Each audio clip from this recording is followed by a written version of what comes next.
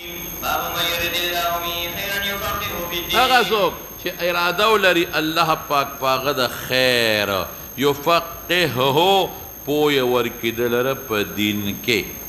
ما تاسو ته پرون ویلو مې د فقه معنا بدل سبا راشي دا دې راغله. فقه څه ته وایي؟ فقه یفقه فقها وفقاهة و متقی پوی ته ویل کېږي.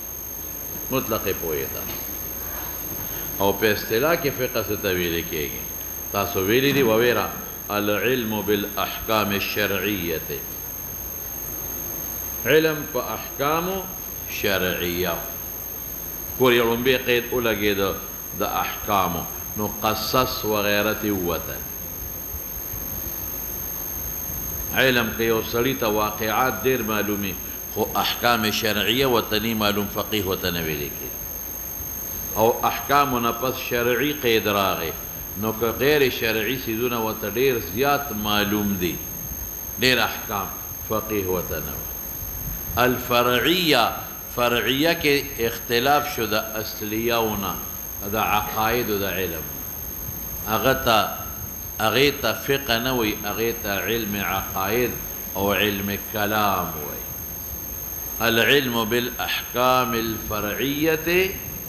العلم بالاحکام الشرعیه غیر الشرعي، احکام نه علاوه غیر احکام.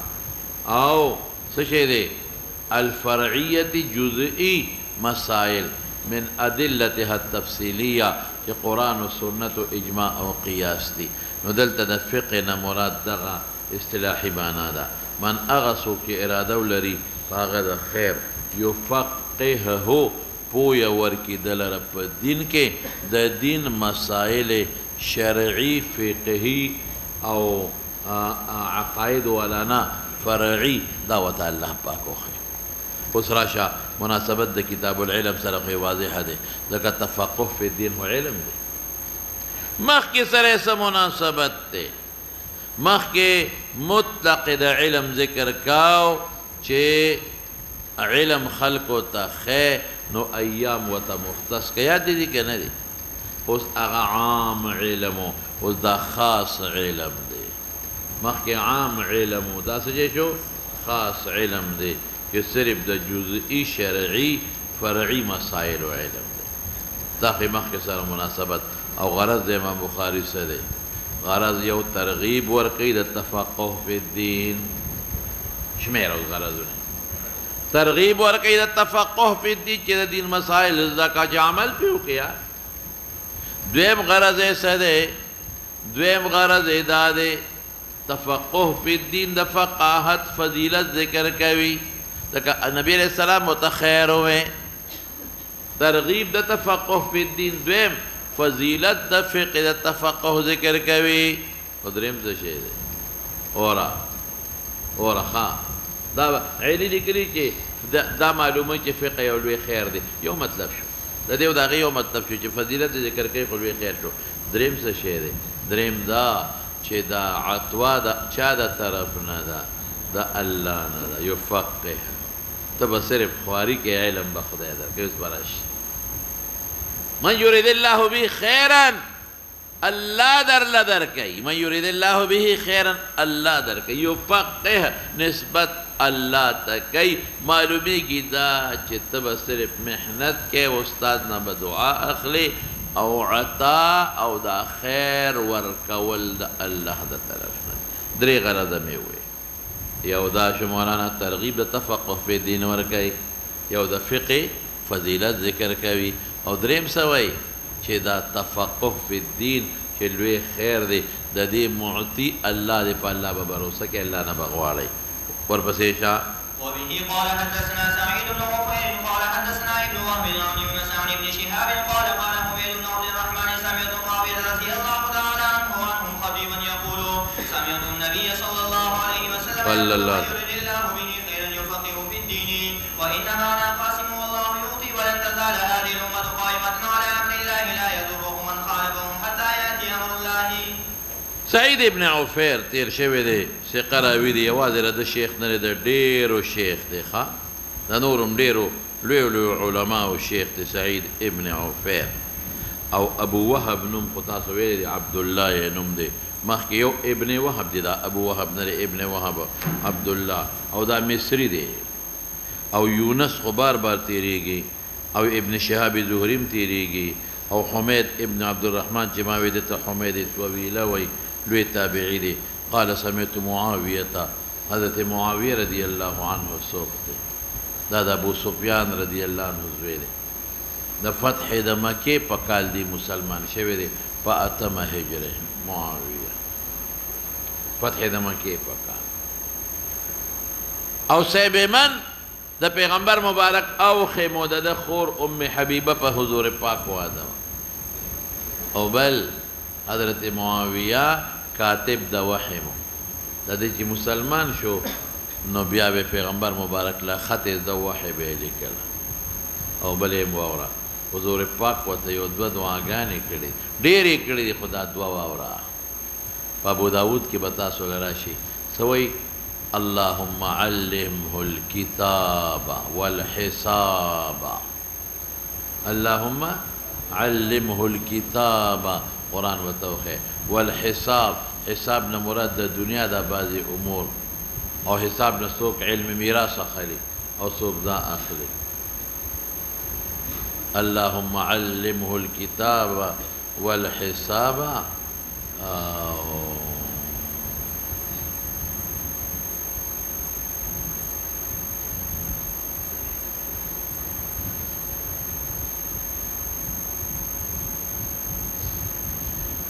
اوه خدا یو ټکی مې هېر شو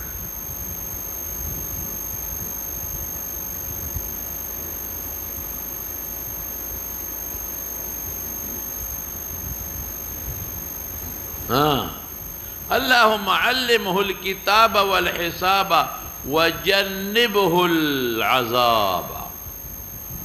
عذاب نه وسه دویمه دوی وته څه کړی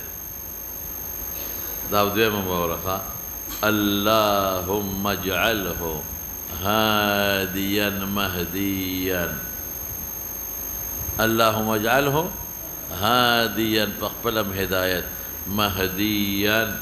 هداية يافتا خلق تام هداية ورقي فاقبلهم هداية يهتوي واهدي به اللهم هادي جعله هاديا مهديا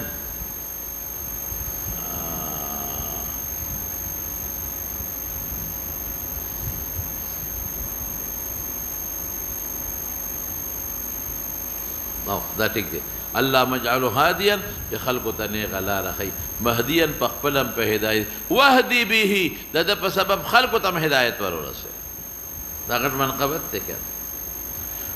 د حضرت علي او بیا دې سو د حضرت عمر په زمانه کې هغه د شام گورنر ولګو خو خيار وړه د شام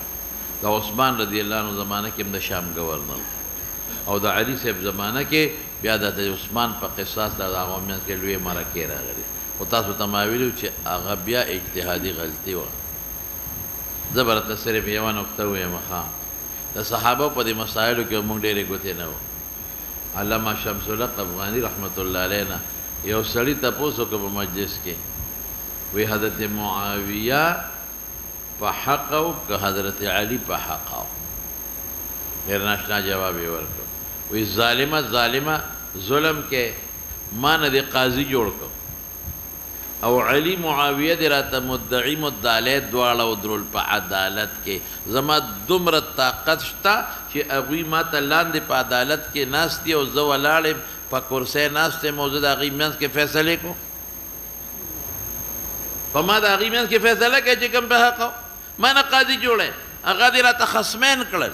ادې څه کړله خصمین کړل زه دې قاضي کړم ادې عدالت په کټهره کې راته ودرولم زه دې په کرسۍ کېنولم مطلب دې دا دی زه به فیصلې کوم خلاصه ده چې د هغې خپل اجتهادي غلطۍ وې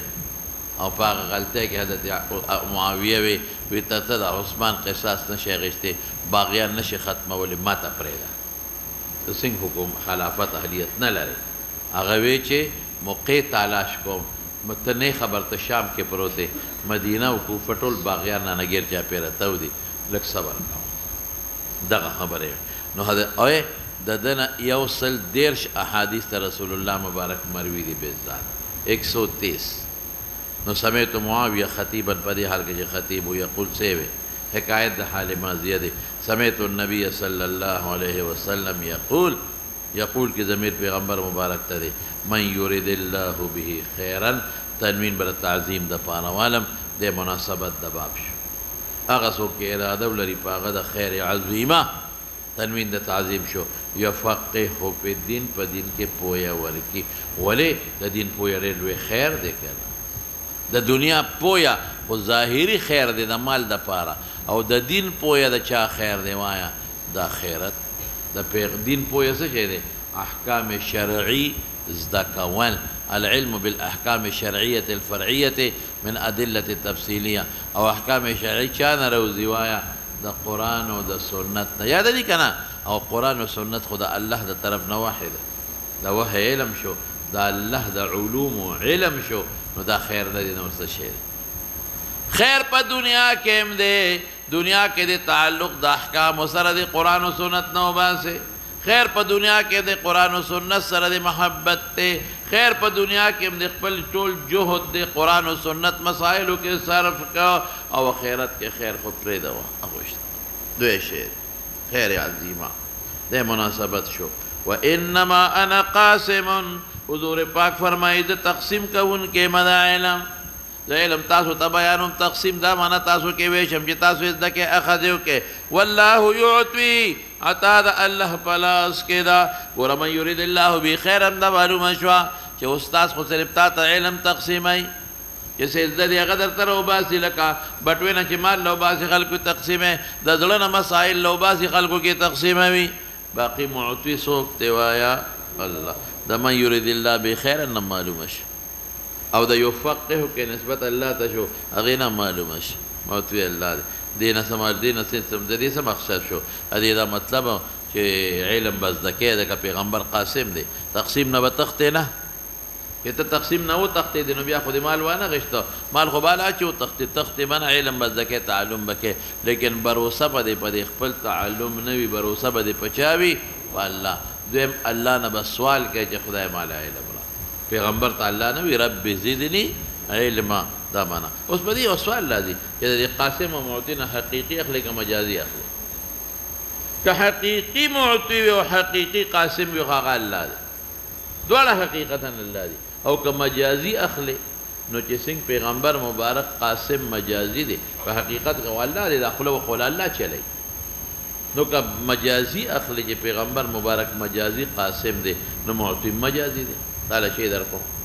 دواړو کې ولې فرق شو. که حقیقتا وي حقیقتا معطي څوک دی الله او قاسم حقیقي څوک دی دا خو الله وحی راولیږي دی وایي خلکو ته جبه خو ورله الله چلی. نو که حقیقتا وي دواړه الله دی او که مجازا وي نو دواړه پیغمبر علیه السلام دی. نو ولې فرق وکړو چې قاسم پیغمبر مبارک ته وي معطي الله دی.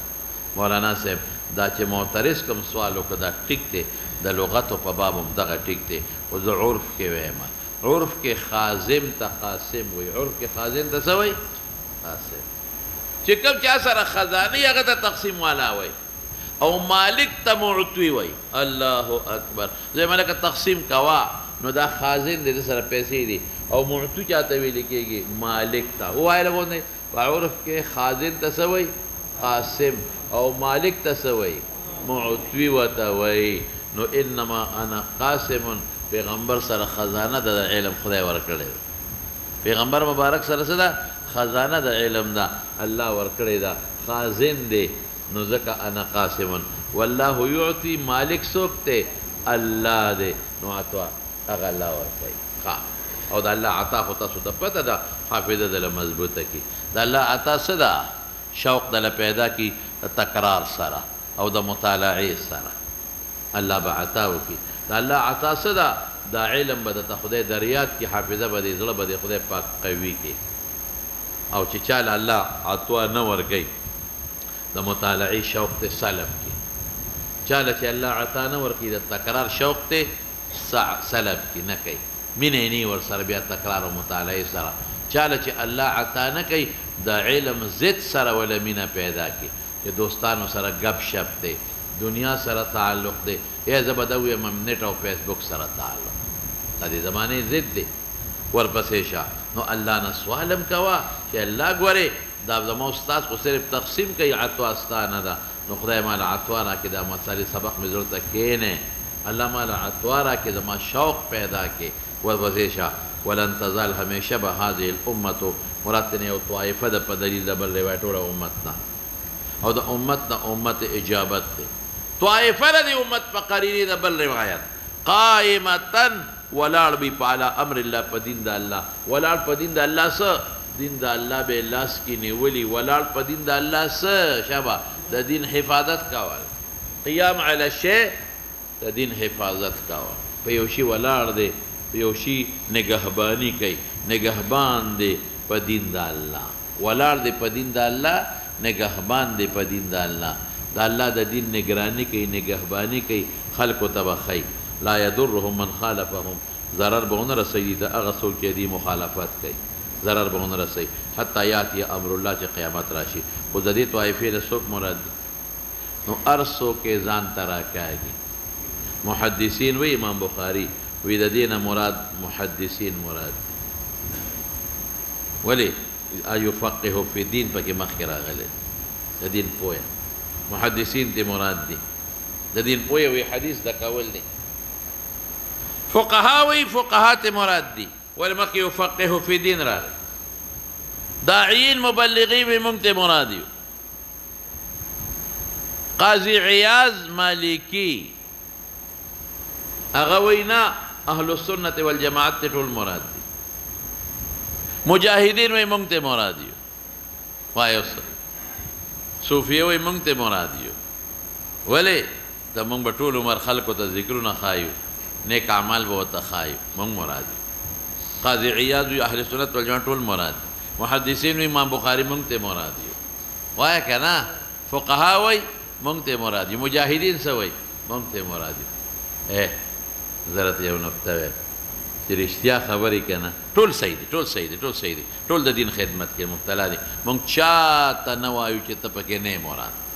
دا ټول لګیا دي قائمتون امر الله چې څوک تصوف میدان کې پراته دي هغه هم ولاړ دي چې خلکو ته ذکر و اذکار تزکیه د باطن راشي څوک شو قایم په امر د الله نه به څه واخلو د الله د امر نه به راو دقه واخلو اخلاقیات به دې وایي او قائمتون علی امر الله فقها به هم وایي لګیا دي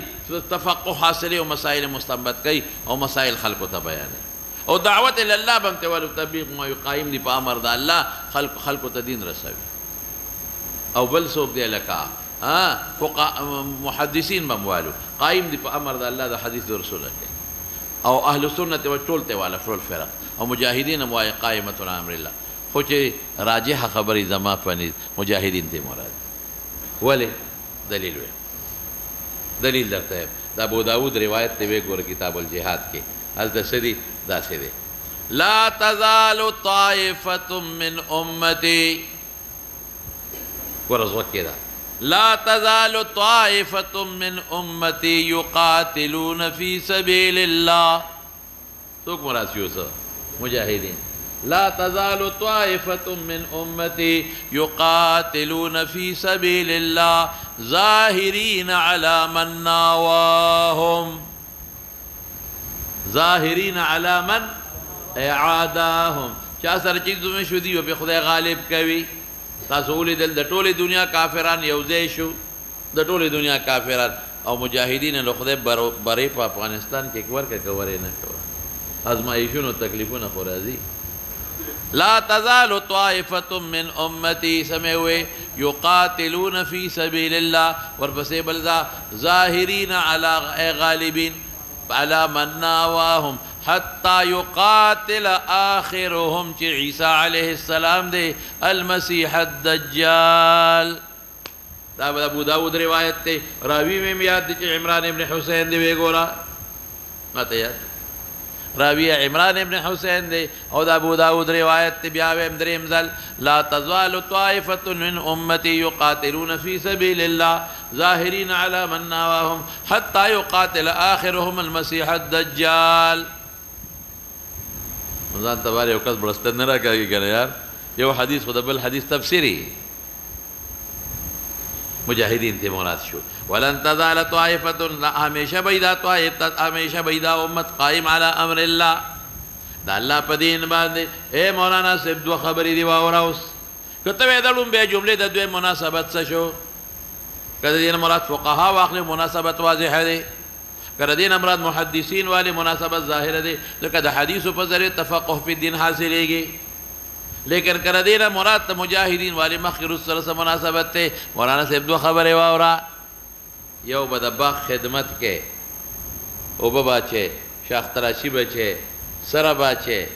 او بخور بکه دویم بسکه د باغ حفاظت بکه ورخا مناسبت وورا یو به د باغ خدمت کې سر بار خدمت بکه بوټي بنال کې لختی به جوړه ورتا او به ورتا راواله سخا بوټي به ته وباسه شاخ تراشی بکه سره به ورتا چه دارو درمل به ورتا چه دا د باغ خدمت شو چې دا باغ میوه ورکی دویم بسکه ولکه حفاظت ته ونه او ته ټولو دګي او حفاظت د میوه وغیرہ چې حفاظت نه کې ټول مرغان دې نه خوري د کجورو ته بوسخه کې اچي کنه اچي ها دا ولې ته بوسخه کې اچي بوسخه کې پیژنې نه پیژنې اخذ چې صدینو ته اچي مخ کې دا بوسخه نو د تاسو هم تاسو غل ناس نو زه خو تشبیه د محسوس ته مشهور سره ورکوم دا طالبانو ته مې چې سو فیسبوک ګوري مخ کې دا ما تا ګوره لګو سمې وې درتا کجورو ته بوسخه کې نه پیژنې ها دا چې حفاظت وشي دویم څه یو ځل مې د کاټلنګ طرف ته یو ځای کې بیان ونه وخت ما سوتن چې راتلم په لار ډنګ ډنګ ډنګ ډنګ ډنګ ډنګ کېده ما لکه دا ډنګار د سړي وې دا دلته د املوکو باغ دی فارسی من دا غټ املوکو نو خاپیرکان راځي د شپې غټ خاپیرکان دي نو چې په باغ راشي نو دا خاپیرکان په یو سات سره ختمي نو دی ورته په ټوله شپه غریبانان ټیمان ډنګي چې خاپیرکان راشي ورته حفاظت شو او څوک ناسي لینده ور سره چې کله ما خاپیرک راځي یا بل شي مرغې راځي پیولي پاغي باندې وایا نو سو خبرې شوي یو د باغ خدمت چې میوه وکړي دویم څه شی شو حفاظت نو یفقهه فی الدین هغه خدمت شو میوه راستل شو میوه به ته وباسئ کرونده به کې مسائل به ته وباسئ میوه چې هغه فرعي مسائل دي او بیا څه وایي ولا تزال طائفة دفاع به هم کې ګورې مجاهدین هغه لینده به راخلي لندې سره به غزارون هم کې په دشمن باندې بوسخکه به ورته چې بوسخکه خو دې پیژندل کنه پیژن چې یو بل مثال هم درکوم که بوسخکه نه پیژنې بل مثال هم درکوم نه بس تاسو پیژندل دا ابل ډیر خطرناک دی خدای مخ کې دا ولې دا مخ کې دا نو څه چې دی بوسخکه زور پسې شاب پېښوي الحاصل خلاصه کلام څه شو بوجه وته وایو که بوسخکه وته وایي مړت په قلار کې نه حاصل د خبرې څه شو خط نه خط به ټیم هم ډنګې او په لینده به غزارم کې چې میوه دنه خرابه نه کړي مجاهدین به که دا سرحدات زمونږ دا فوج نه ساتي خو نن دشمن حمله کوي دا به هم ساتي نو مدرسه به دې بچي او چې دشمن در باندې حمله وکړي مدرسه او دین ورسه دې لاړل برباد شو ګډوډ شو اوس دلته مولانا صاحب د حدیث نه باندې یو بل اعتراض راځي حتی یاتی امر الله قیامت پورې خو نشي کېدی قیامت پورې خو به بیا ټول خلک کافران وي لا تقوم الساعة حتى لا يقال في الأرض الله الله او رسول الله مبارک فرمایي قیامت مخکې به مخلوق داسې شي لکه د ځنګل د حیواناتو په شان د یو بل باندې بخیږي د خلکو په مخکې پروا به نه ساتي او ټول کافري څنګه حتی یاتي امر الله نو دوه معنی دي امر الله نه حتی یقرب امر الله څه قید مې ولګاو یاتي په معنا د یقرب شورا نږدې بشي قیامت او یا د امر الله نه مراد اغریح دی حدیث کې راځي فتح الباری کې حافظ ابن حجر لیکلي دی وګوره دلته شتا چې په حدیث کې راځي چې یو باد به د قیامت نه مخکې راوالوځي هغه باد سره چې څومره مسلمانان هغې ته زکام غوندې به ولګي او ټول به مړه شي د زکام په شکل کې به او ټول به مړه شي او صرف کافر به پاتې شي او بیا تهیجو لکه د حمرو په شان دی نو یا امر الله نه هغه باد مراد دی یا یأتی په معنا د یقرب سره شو اوس حدیث ډېرې خبرې معلومې شي بیا سر ته لاړ شه یو دا چې فقه فی الدین ترغیب ورکړي تفقه فی الدین د مناسبت شو. دویم سوی فضیلت د تفقه فی الدین ترنه ثابت شو. دریم ته ثابت شو شابسه چې دا تفقه فی الدین څوک ورکوي؟ الله ورکوي. نو په خپل حافظه وغیره اعتماد مساته الله نه وغواړه، خیر عظیمه دی. او بل څه معلومه شو انما انا اقاسم چې استاد صرف تقسیم کوي ګورې معطي الله دی، نو معلومیږي دا چې الله نه وغواړه. داسې منافع عمل مه کوه چې الله خفه شي او عطوا ونه کړي. ماره تصاروی مې راځي اوس الله نه وغواړه، داسې منافع عمل مه کوه چې الله خفه شي او عطوا ونه کړي. او بل دې څه معلومه شوه چې څنګه د دین مسائل وباسې میوه وباسې د باغ نه، نو حفاظت به هم کې دې کې ترغیب ورکړي چې یو ډله دې وي چې هغه حفاظت د دینو کې. او بل دې څه معلومه شوه چې تر قیامته پورې به جهاد جاري وي الى قرب القیامت قید میں لگاؤ. او لا یضرهم سمانا من خالفهم لا یضرهم دانا چې دی به شکست نمونی نه، مکمل به مجاهدین په دنیا کې نه ختمیږي، نه به ختمیږي حتی یاتی امر الله. زوسر پسې مولانا سے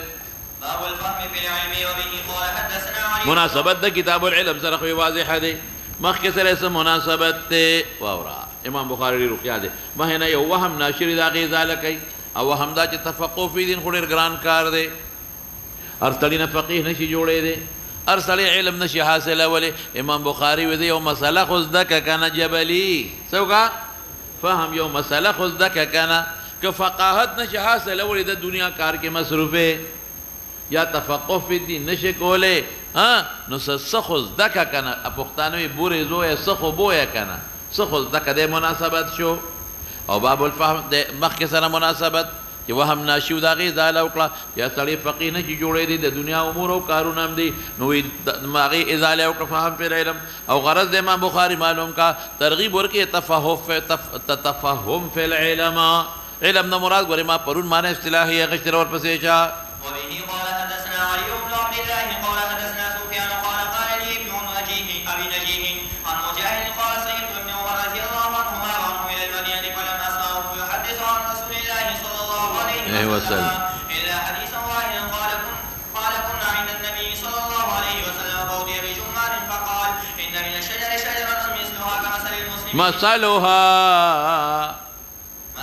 كمثل المسلم فأردت أن أقول هي النخلة فإذا أنا أسأل القوم فسكت فقال النبي صلى الله عليه وسلم هي النخلة. علي ابن عبد الله چې کوم امام مدینی دی، علي ابن عبد الله امام مدینی د شیخ دی، علي ابن عبد الله مدینی لوی محدث دی. سفیان نه مراد سفیان ابن عیینه ځکه سند په لاندې حصه کې راغی سفیان ابن عیینه. او ابن ابي نجیح به ښه دام تیر شوی دی، عبد الله نوم دی ابن ابي نجیح، عبد الله ابن ابي نجیح. او د ابو نجیح نوم یسار دی ګوره، عبد الله ابن یسار. کله عبد الله ابن یسار دی څوک یې پیژنې نه، او که ابن ابي نجیح دی و دنیا ور باندې پیژنې. لوی محدث ته سه زو سر پسې مجاهد ابن جبر امام التفسیر د اجله التابعین نه دی. قال صحبت ابن عمر ویلې مې دی الى المدینه مجاهد ابن عمر سره مې صحبت کړې تر مدینه منورې پورې د مکې نه بل قید وسره ولګاو من مکه الى المدینه ولم اسمعه ما ونرد دن يحدث عن رسول الله صلى الا حديثا واحدا. یا خودی مصروف ذکر نه دی ویل، او یا سفر د سفر کې سړی دی یو بل نه اکثر لري، او یادا چې صحابه به احتیاط کو په حدیثو کې چې څنګه الفاظو کې رانه زیاتې کمی ونشي. نو هغه یو حدیث او چې قل كنا عند النبي صلی الله علیه وسلم فأوتي بجمار، جمار مې ته دی او ته شحم النحل دا زمونږ په دې کجورو کې نه پوهېږي په خبره. شحم النخل زمونږ په دې کجورو کې نه، عربو کې چې کوم ځای کجوره زیاتې نو دې کې دی چې په دې سر کې د دې دا ډنډرې خلک مات کی نو هغې کې دننه یو جوله غوندې وي، هغه داسې خوږ لکه الوا غوندې شي وي، هغه ترې روباسې هغه خوري جمار. فقال ان من الشجر شجره مثلها كمثل المسلم. حدیث دیر شوی دی، پورا تفصیل میں ویلے دی. فاردت ان اقول هي النخله فاذا انا اصغر القوم ذكشر مونوي فسكت فقال النبي صلى الله عليه وسلم هي النخله. مناسبت د باب سره سره یو خدا چې ابن عمر له خدای په دین کې پوهه ورکړي ولې پلار ورته وایي بی بابا ما ته دا معلومه وه وقع الناس فی شجر البوادي حدیث تیر شوی دی نو وی ولې دی نه وی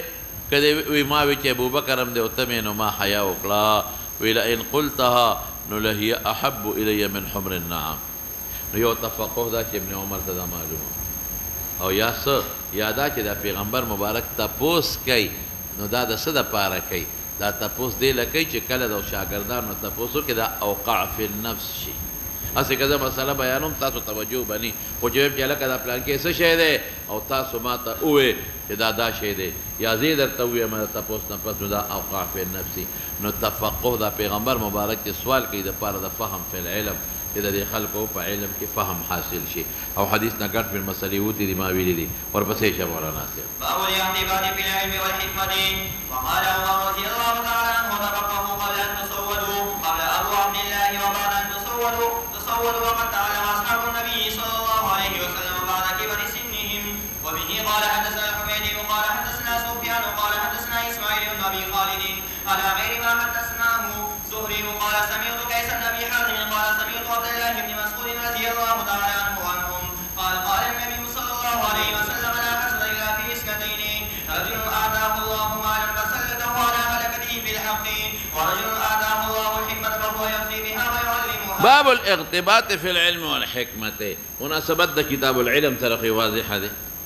علم راغب پکې او مخکې سره څه مناسبت ده مخکې دا چې غیبته وکنو الب فهم او تفقه حاصل غیبته باندې لري په یو غیبته وکا نو الب فهم او تفقه حاصل کې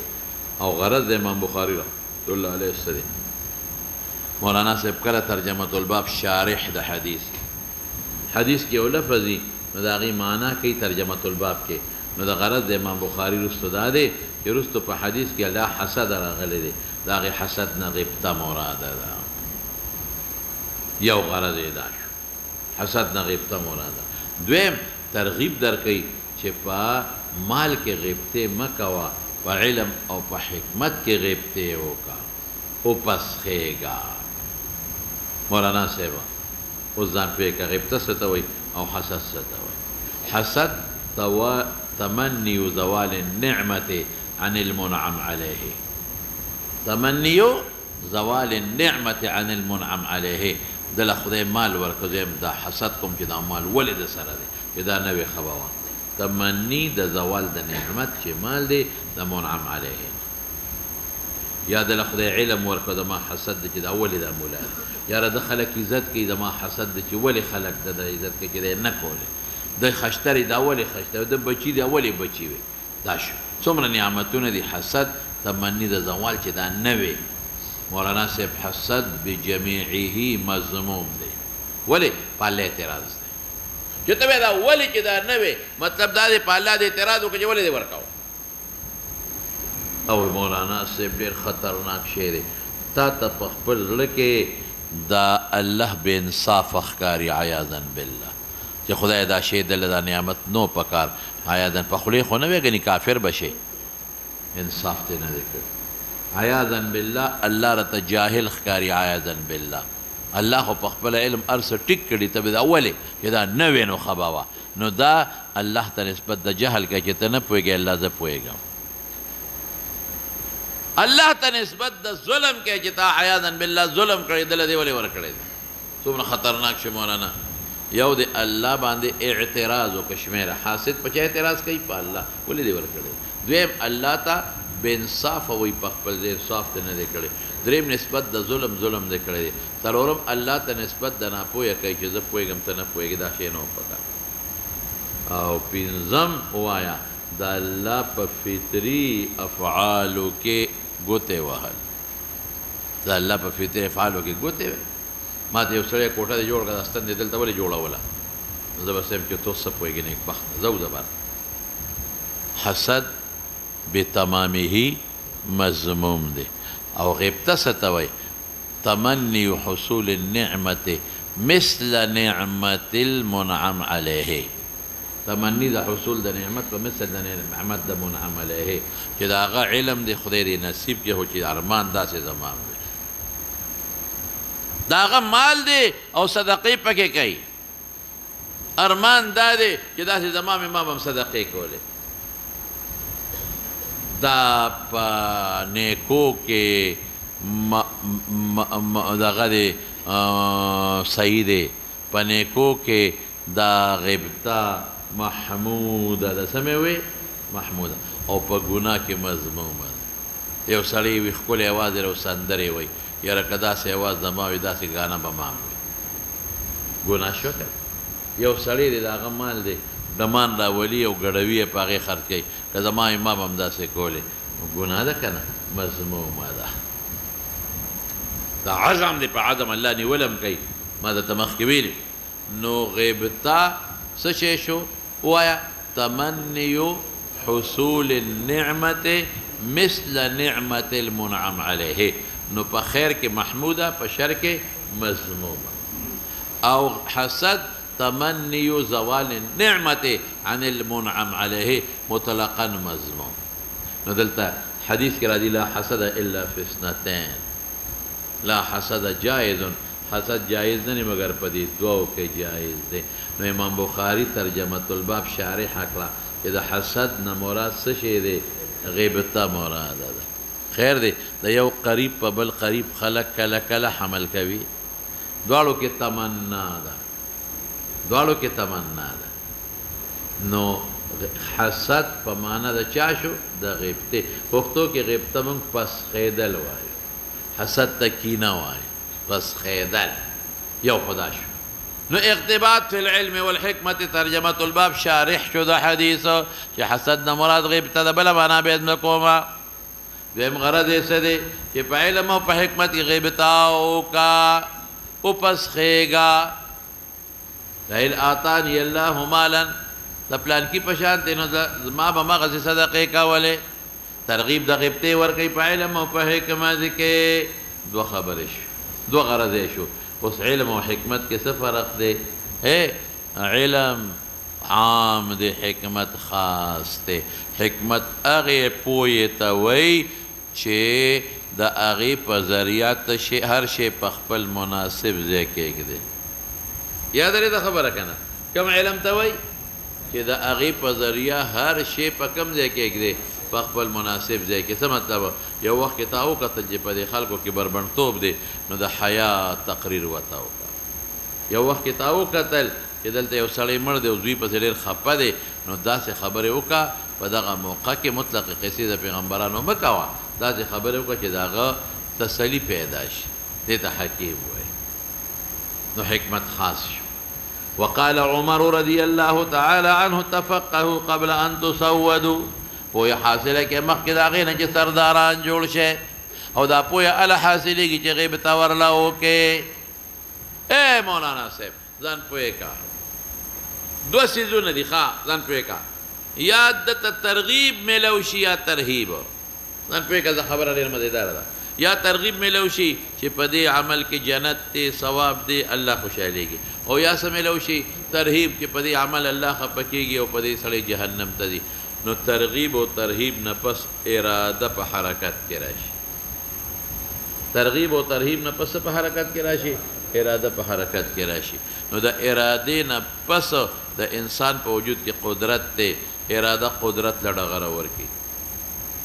اراده چا له ډغره ورکړي قدرت له که دا کار د ترغیب نو اراده قدرت له ډغره ورکړي نو فعل صادر شي او که دا کار د ترهیب نو اراده قدرت له ډغره ورکړي چې ځان ته ساته نو فعل صادر نشي څه مې وی لاول څه راشي ترغیب راشي ته یا ترهیب راشي په حدیث کې عالم نه مبلغ نه هر چا نه ترغیب او ترهیب ترغیب او ترهیب نه پس راشي لکه اراده په حرکت کې راشي اراده چا له ډغره ورکړي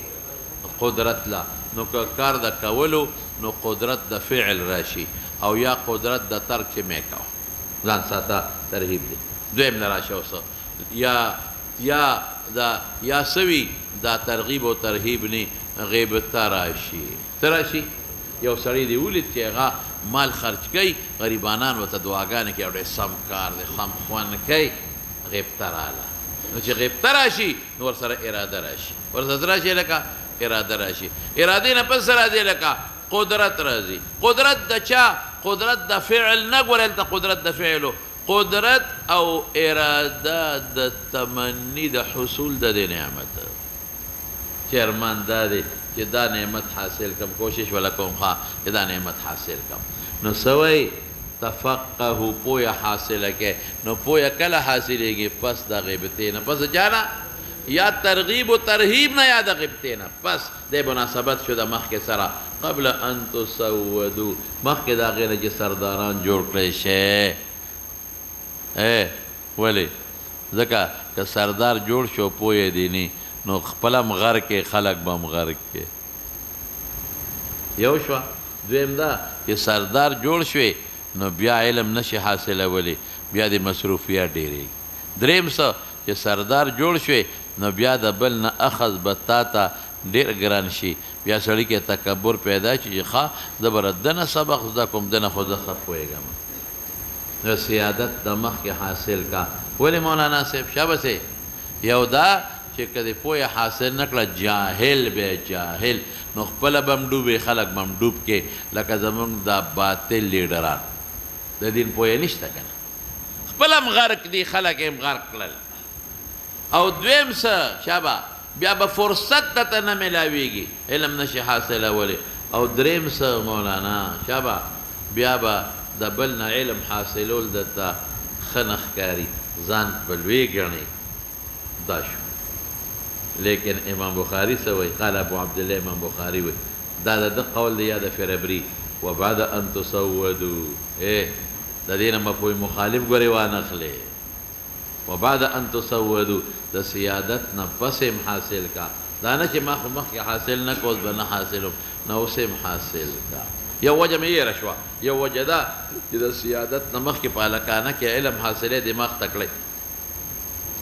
او بیا وروستو هغسې دماغ پاتې نی څه وجې شوې څلور ووایه ما ته یو دا چې جاهل به چې علم دی نی خلک هم غرق شو په خپل هم غرق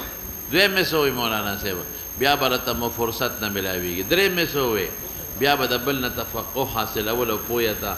ته لوی سړی بیا به عقل دی باقی او څلورم مې څه وایي هغسې عقل به دی نه چې کوم هلکانه کې نو دې مفهوم مخالف ممنوع دی ګورې وبعد ان تسودو ولې د علم مطابق به فیصلې کوي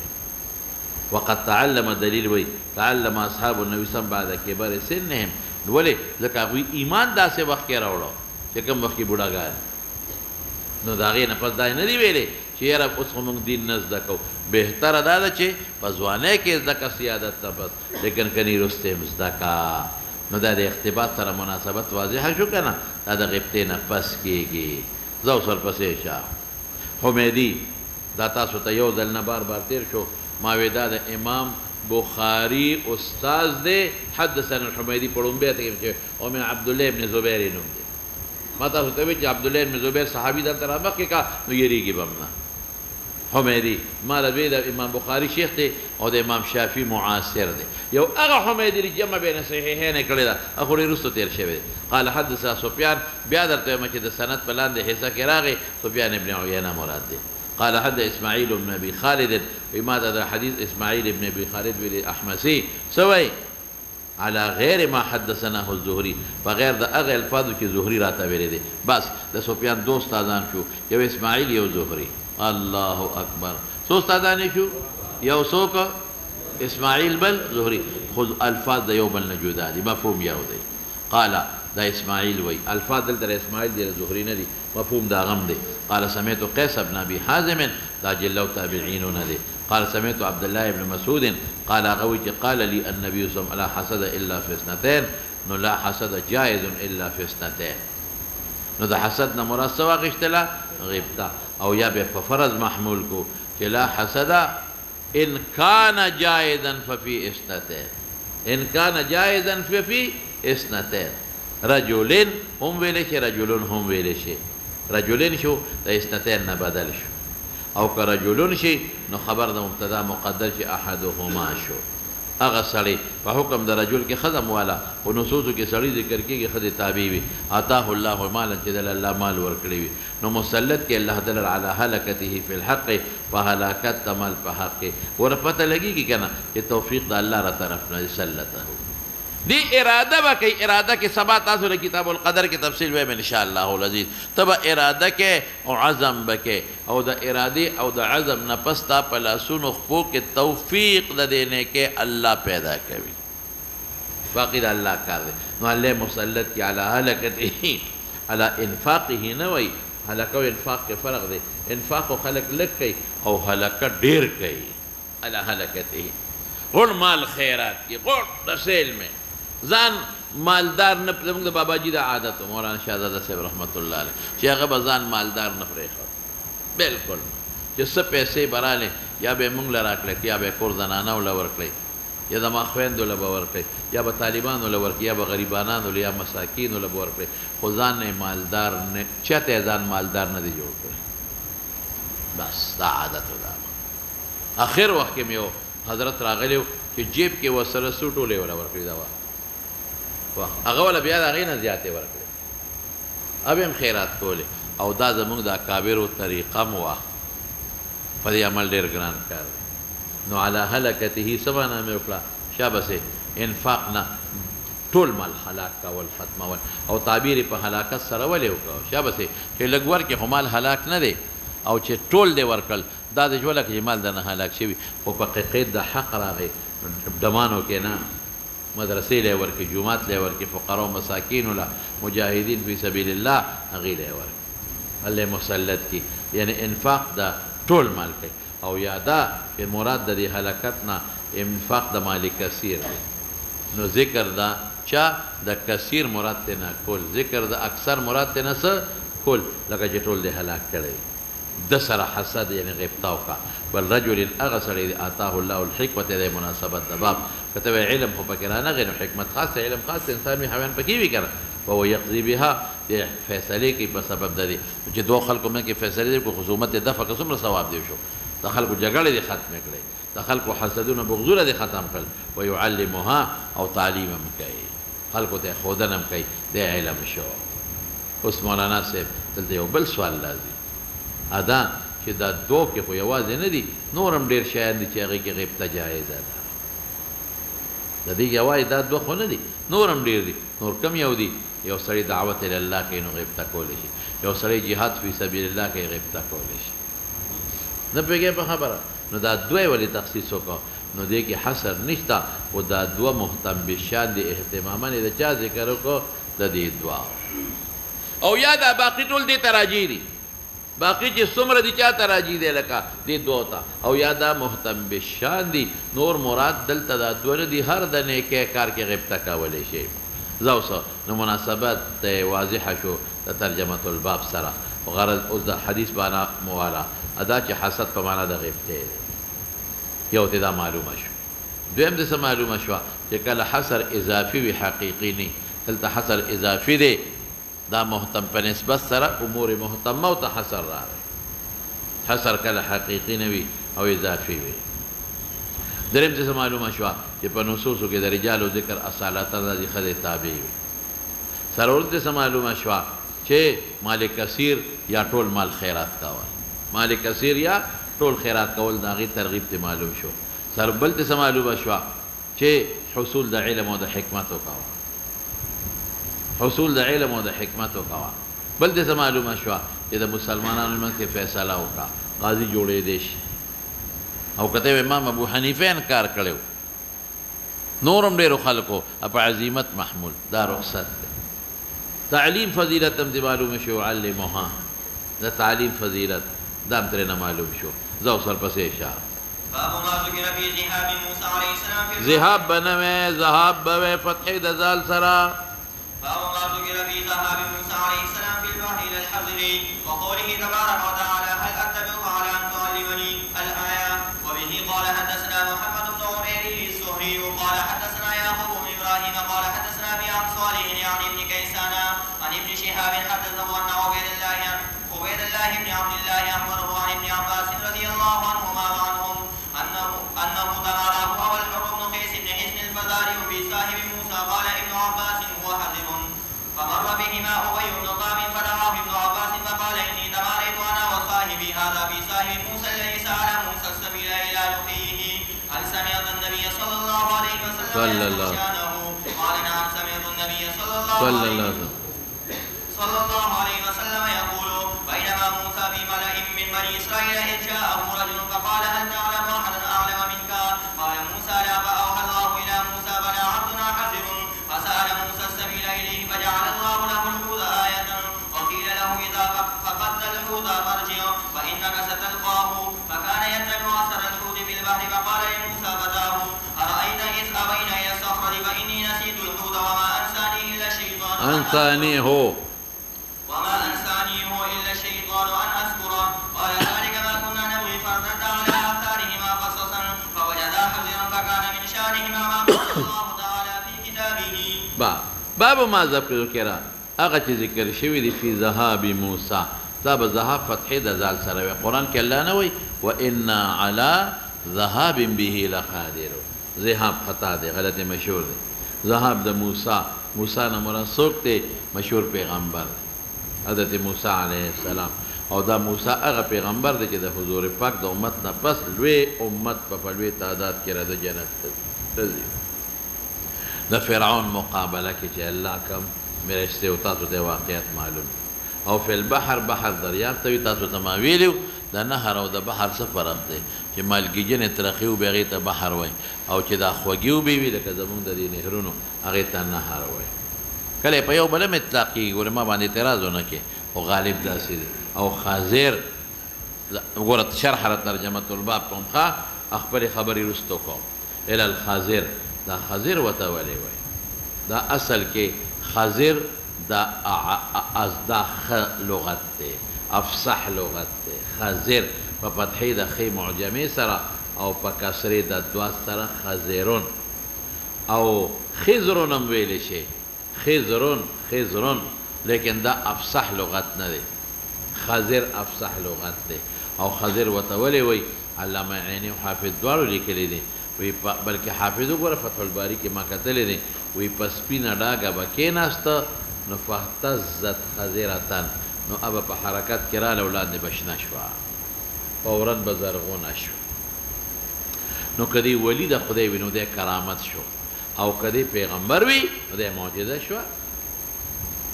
نو ځکه ورته خازر وایي بعضې حضرات وي خزر په دې نسبت وي چې شنې جامې به یې چولې دا هسې چا ویلې دي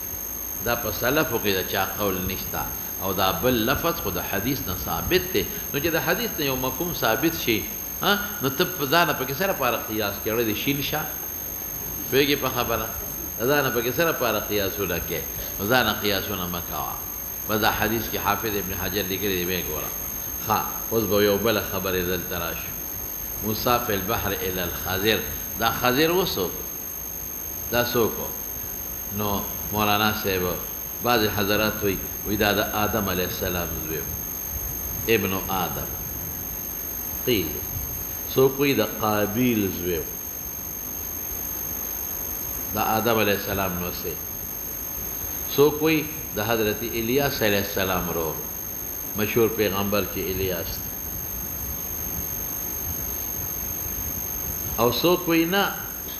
دا د فارس د بادشاهانو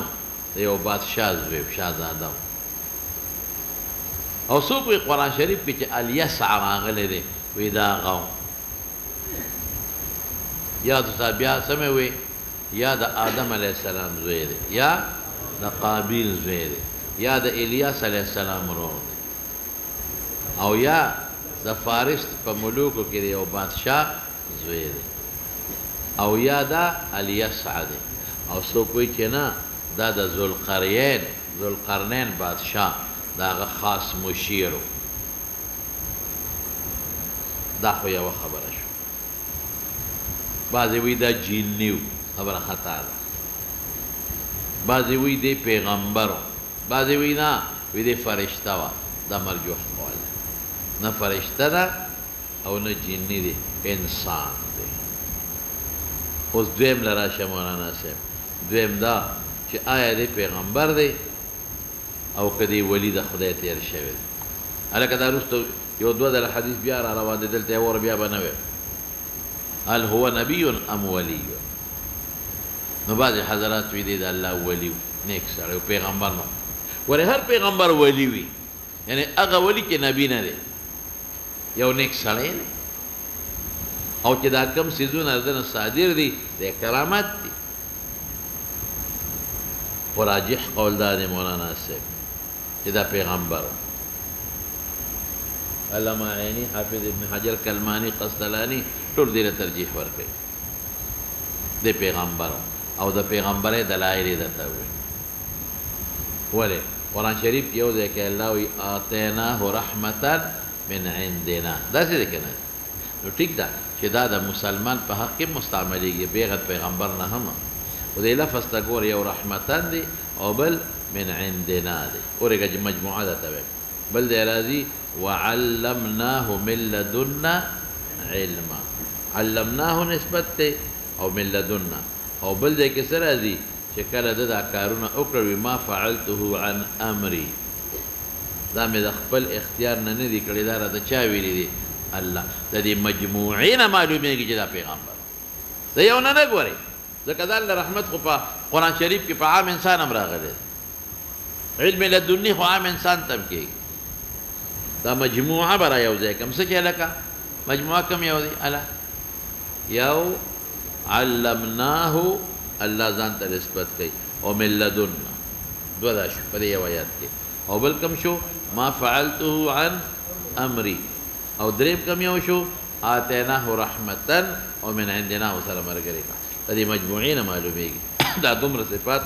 په عام انسان کې نه وي ولی کې دا پیغمبر کې وي. او دریم وره دریم دا چې کوم وخت د کشتۍ نه تختې وستله نو دا د بل مال ته ضرر و اضرار، او چې کوم وخت کې ماشوم وجه دا قتل نو دا کدی ولی شي د الهامن کړي دی بیا، او الهام حجت شرعي نه ګوري. تاسو شرع قائد کې وګورئ د نورو کتابونو د علم کلام کې وګورئ الهام ستاسو ته القا کیږي، نو د الهام استاد یو سړی دی لوی ولی دی او هغه ته الهام وشي چې دا مونږ د ماښام وختو د مسون ټیم کې کوه دی کولی شي د نس خلاف په دې په الهام عمل نشي کولی، د نس خلاف به څنګه په الهام عمل وکړي؟ دته الهام وشو چې مړه دا خمر سکا نشي کولی، نشي سکلی، دته الهام وشو چې دا پلان کې ماشوم مړ کړه، ولې وجه نه؟ دا خو حرام دی، ګناه ده. دته الهام وشو چې دا پلان کې سړی د کوټې نه دا تخته وباسه، څنګه وباسه؟ ضرر ولې رسې؟ نو الهام انسان ته کېږي، خو الهام حجت شرعي نه دی، صرف د زړه اطمینان په حاصلېږي، او د نس خلاف غواړو حجت نه دی. نو قتل د ماشوم خو د نس خلاف دی، او تخته استل تخریب د مال د غیر دا خو د نس خلاف دی، ولې دا کار کوي؟ په الهام ماشوم نشي وجه. واوروسه مولانا صاحب کدی وی دا ما تر الله نم کېږي، نه تا تر الله نه نه کېږي، دا شیطاني وسوسه ده. الهام خو نیک سړي ته کېږي مولانا صاحب، لیکن واوره حدیث کې راځي دلته کې یو خوا فرشته ناست سره بل خوا شیطان ناست. ان لقلب ابن آدم لمتين، یو خوا شیطان ناست دی او دا ګناه کوه، بل خوا فرشته ناست سره او دا نیکی کوه. حدیث کې راځي. نو نیک سړي ته شیطان ناست، هغه ته وسواس وایي، دې فعل ته وسوسه وایي، او چې دا نیکی ورته اچي دا ملهم هم ورته ناست دی، هغه ملهم چې کومه القا کوي هغې ته الهام وایي. یاد ساته کومه فرشته چې لګیا ده او دا نیکي ورته په زړه کې چې دا نیکي کوه، دا ګناه مه کوه، نیکي کوه، ګناه مه کوه، دې فرشتې ته ملهمه وایي، د هغه القا فی القلب ته الهام وایي. بل خوا شیطان ناست دی او ته دا نیکي مه کوه، دا ګناه کوه، د هغه شیطان نوم څه دی؟ وسواس فعل ته وسوسه وایي. نو یو خو تمیز ګران دی،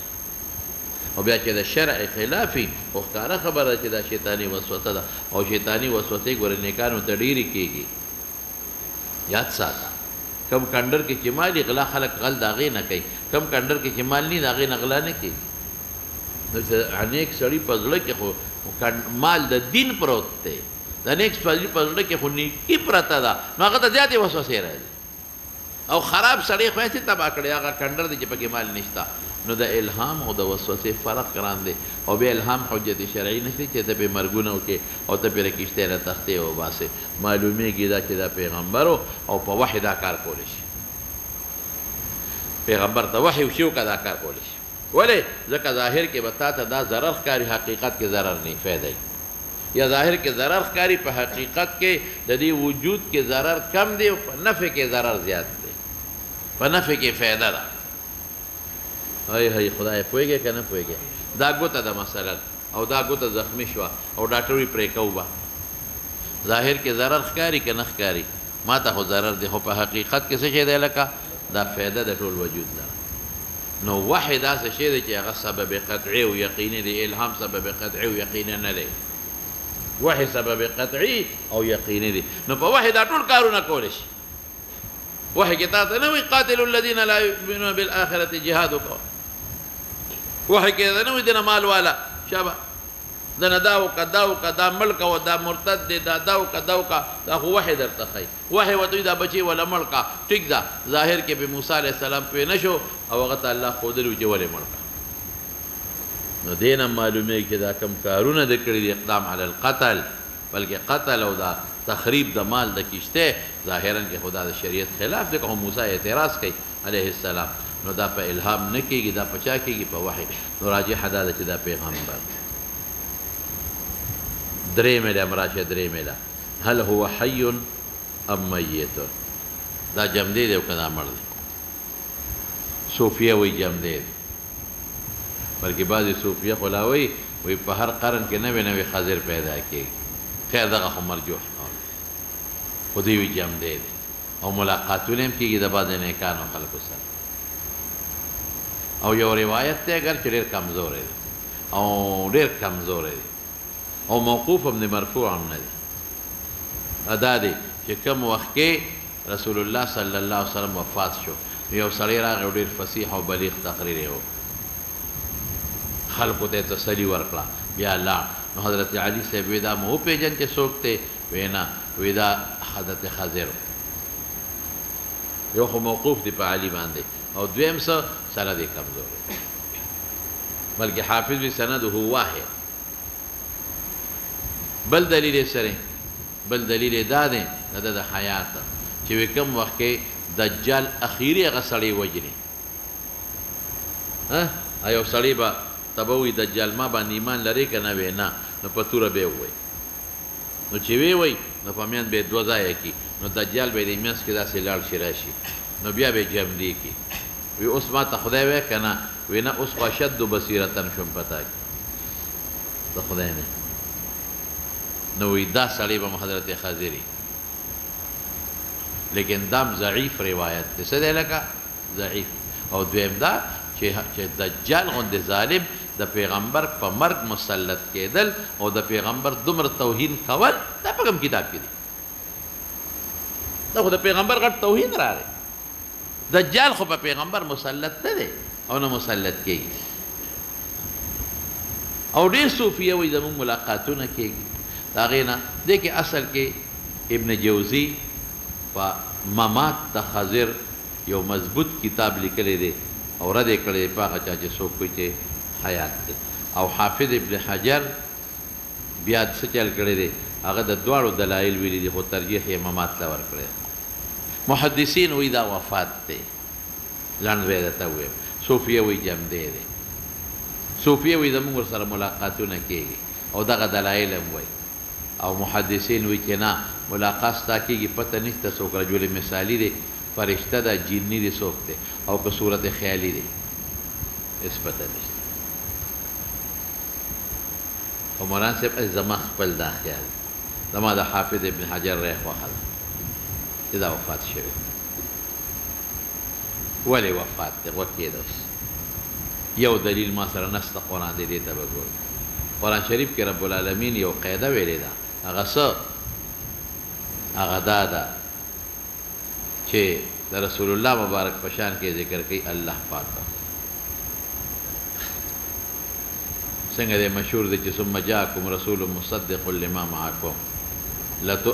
وإذ أخذ الله ميثاق النبيين وكذا دي تحقيقي دي وإذ أخذ الله ميثاق النبيين ټول پیغمبرانو نه الله وعده غشترا او ما ویلو هر رسول نبی دی ګوري ښا ټول پکې راځي وإذ أخذ الله ميثاق النبيين د هر یو نه په خپل ځای کې وعده غشترا لئن آتيتكم لما آتيتكم من كتاب وحكمة ثم جاءكم رسول یا خپل کتاب یا د بل پیغمبر کتاب د په میراث کې پاتې شي به قانون خو خدای پیغمبر نه پریدي ثم جاءكم رسول ولدا معنا مکو چې کتابونه خو سرور دي پیغمبران خو دي نه ما سوې یا خپل کتاب در تراشي یا د بل پیغمبر او د کتاب نه مراد د الله محکم حکم هم دی ګوره هر پیغمبر ته حکم راځي اذ اخذ الله ميثاق النبيين ما اتيتكم من كتاب وحكمه ثم جاءكم رسول او په دې اجماع د چې د رسول نه پیغمبر مبارک مراد اجماع ده ایک شک ثم جاءكم رسول مصدق لما معكم لتؤمنن به ولتنصرنه اسراشا که حضرت خضر پیغمبر وی او جمدی وی دا پیغمبر خو ما راجح کا او دی جمدی وی په پیغمبر مبارک زمون په حضور پاک کې ایمان په یو روایت کې ثابت نه دی او نه د پیغمبر نصرت ثابت ولې نصرت یې ونه کړه حضور پاک او کته عیسی ولې ونه کو آسمان کې دی هغه دی وخت کې راځي نه نصوص دی پکې لتؤمنن به لتنصرنه په بدر کې نصرت نه کړي خندق کې نه کړي حالانکه ډېر نصرتونه کولی شو الله غلا سے مخصوص علم ورکړي چې هغه د موسی علیه السلام سره نو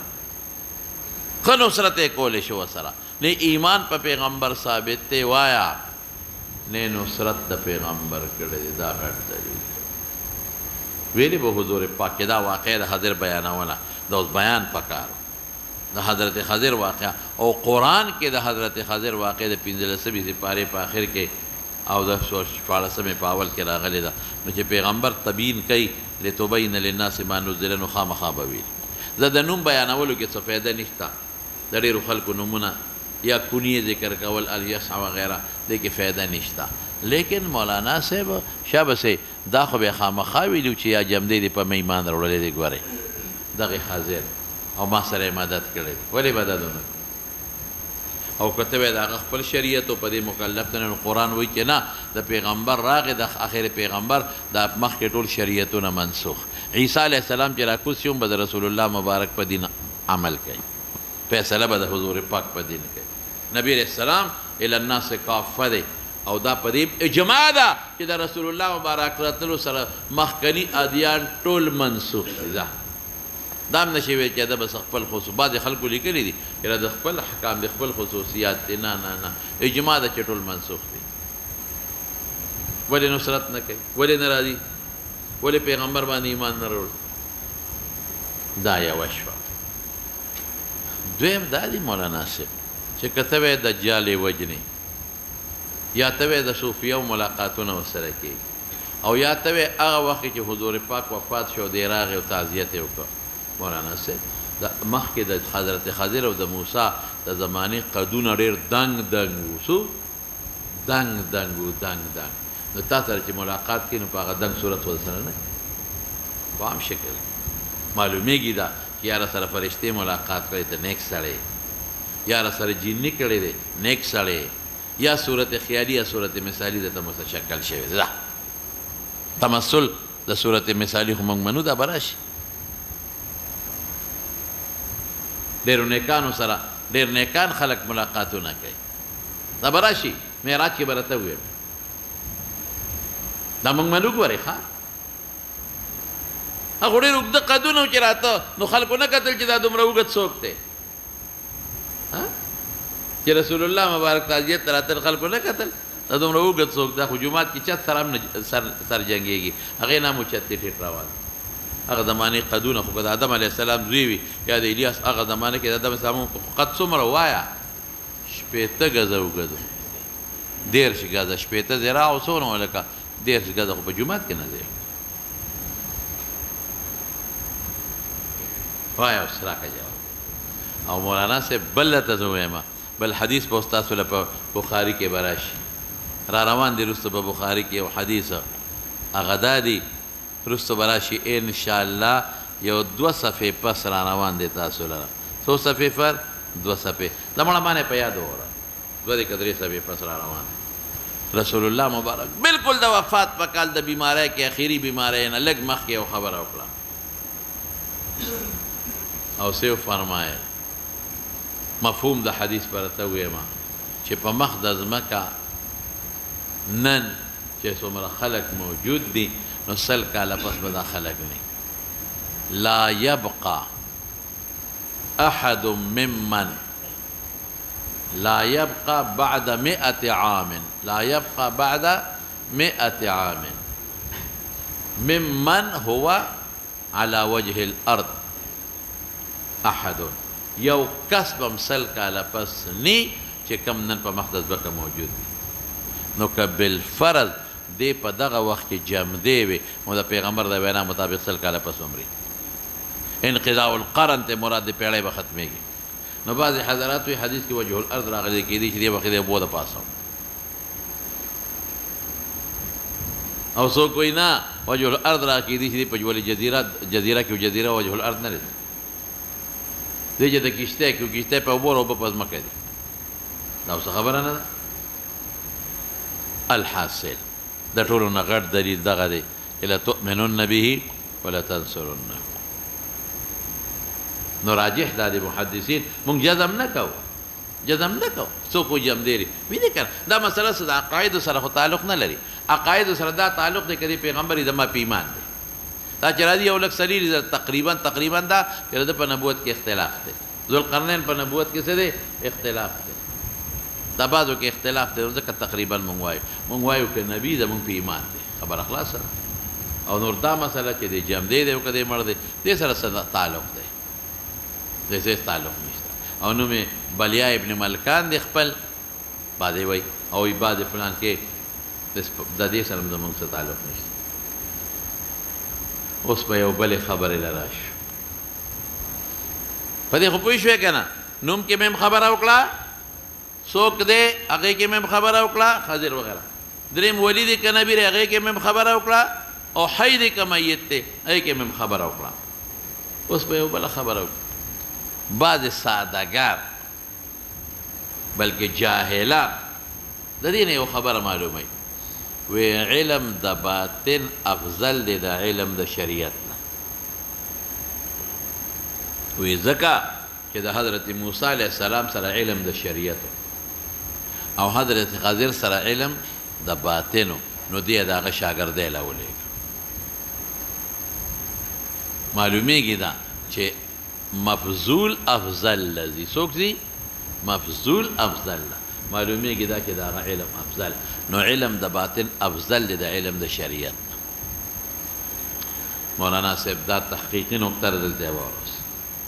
لاول خو د جاهل چې دا کومه خبره کړې ده هر څوک کې دی د څه چا تخصیص ته کوم د شریعت د جاهل دا چې شریعت ته نه خبره نور د بچا طعن نه کوم دا چې دا کومه خبره کړې ده نو دې ناپوهه په دې دی چې تا علم باطن د شریعت مقابله وکړه باطن د شریعت نه افضل علم باطن خو د شریعت تبع ده علم د شریعت دوه قسمه دی یو علم د امور ظاهریه او یو علم د امور باطنیه نو علم باطن د شریعت مقابل ولې ګرځي خو شریعت نه وایي علم شریعت څو قسمه دی لکه دوه یو علم ظاهر چې امور ظاهریه سره تعلقي لکه فقه شو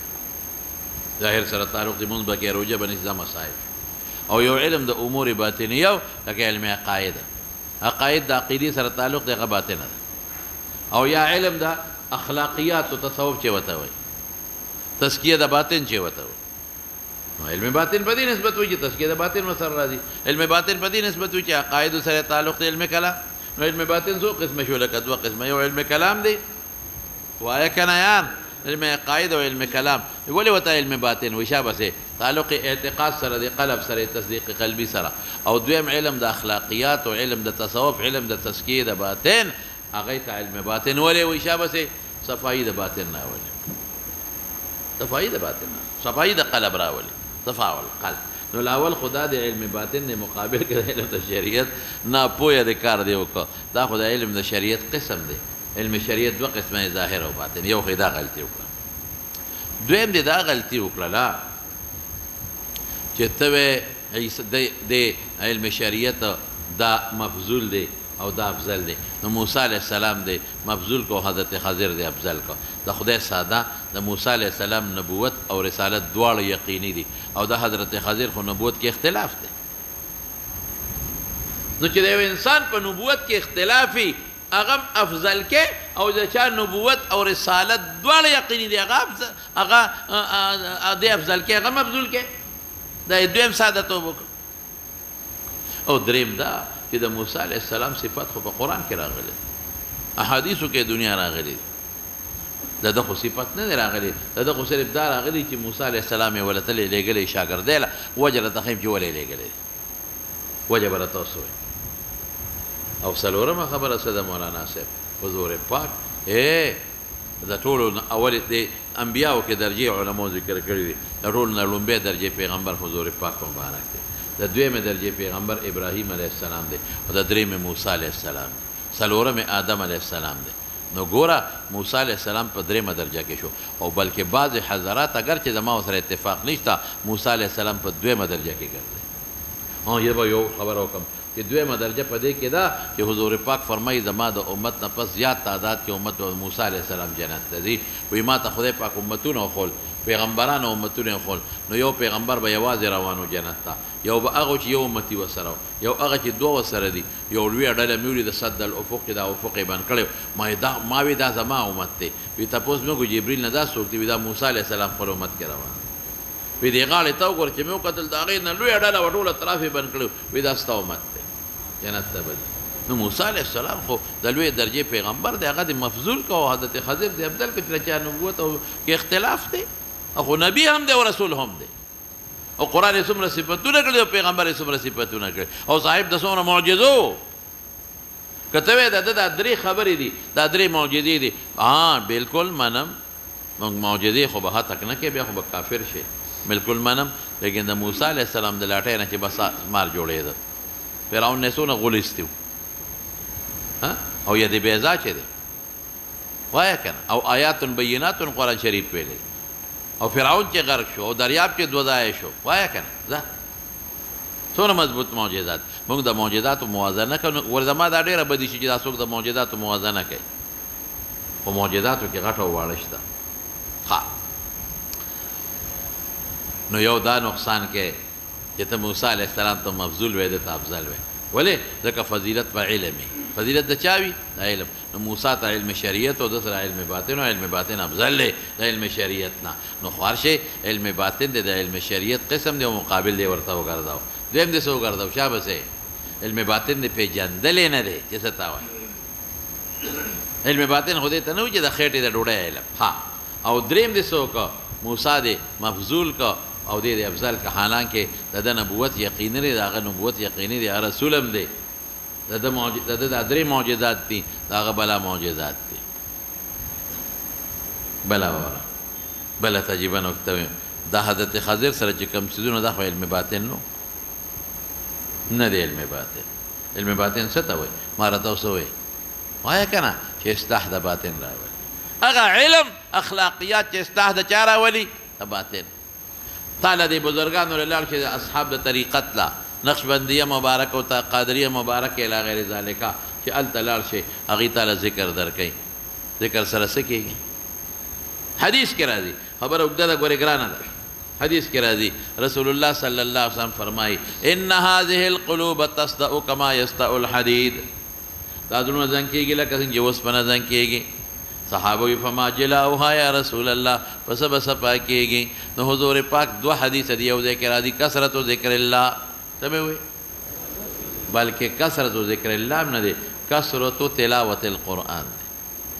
د ټیک د تلاوت هم ذکر دی او بل کثرت ذکر الموت دی نو چې دې صوفیه سره کېنې نو مرګ به دې را مخکې شي او دې الله اکبر سره به تطمئن الا بذکر الله تطمئن قلوب او علاوه نورم د ذکر او اذکار ډېر زیات فضایل دي هذا دلته نه ذکر کوم نو صوفیه راته ذکرونه ښیي صوفیه راته مراقبې ښیي صوفیه راته ذکر قلبي ښیي صوفیه راته وایي الله سره توجه پیدا کا صوفیه راته وایي دنیا نه توجه کټ کا الله سره نسبت پیدا کا صوفیه وایي تخلیل عبادت وکړه جومات کې ځان له کښېنه چې الله وباسې الی غیر ذالک نو ګوره علم باطن څه شی شو هغه علم چې د انسان د باطن او د قلب د صفایۍ سره تعلق وي یا خدایه تاسو پوهېږئ که وده یې که ویښ یې جبلیانو علم باطن څه شی شو دا نه چې پټ علم دا معنا لغویونه کې پټ علم څه ته وایي پټ خو د سید څه علم هم دی ظاهر کې ماته یو شی ښکاري در نه بل شی پټ علم ونه وی علم باطن څه شی دی مولانا صاحب شابه دی علم د هغې امورو چې چا سره تعلق دی د باطن د انسان سره علم د هغې امورو چې د انسان د اصلاح د باطن سره تعلق دی دې ته علم باطن دا حضرت خضر چې کوم درې کار وکړل دي کې علم باطن ته مې باطن په دې معنا ده چې د موسی نه پټو په دې معنا لیکن چې یو سړی نه یو شی پټي نو هغې ته ته علم باطن وایي دلته یو سړی دی او هغه ته یو شی معلوم دی او ما ته نه دی معلوم هغه ته څه نه معلوم دی هغه ته د الهام نه معلوم دی ځه هغه ته څه نه معلوم دی تجربې نه معلوم دی حکیم دی هغه ته څه نه معلوم دی اسبابو نه چې ساینس نه دی او ما ته نه دی نو ته هغې ته علم باطن ساده سړی علم باطن خدا نه چې پټ شی دی دا څه خبره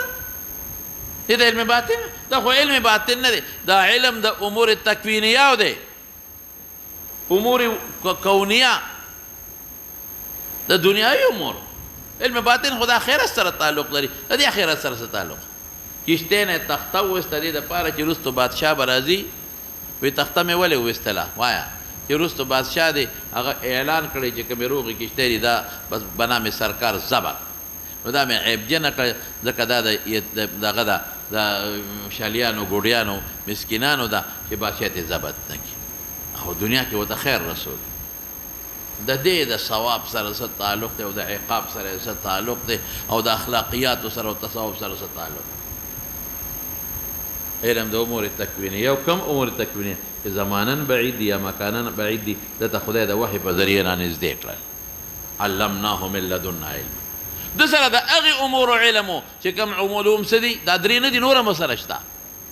علمناه من لدنا علم ای د سره د امور هغه امور چې دنیا سره تعلق دی د هغې علم و کم زمانا بعید دي یا مکانا بعید دي دته خدای نږدې کړی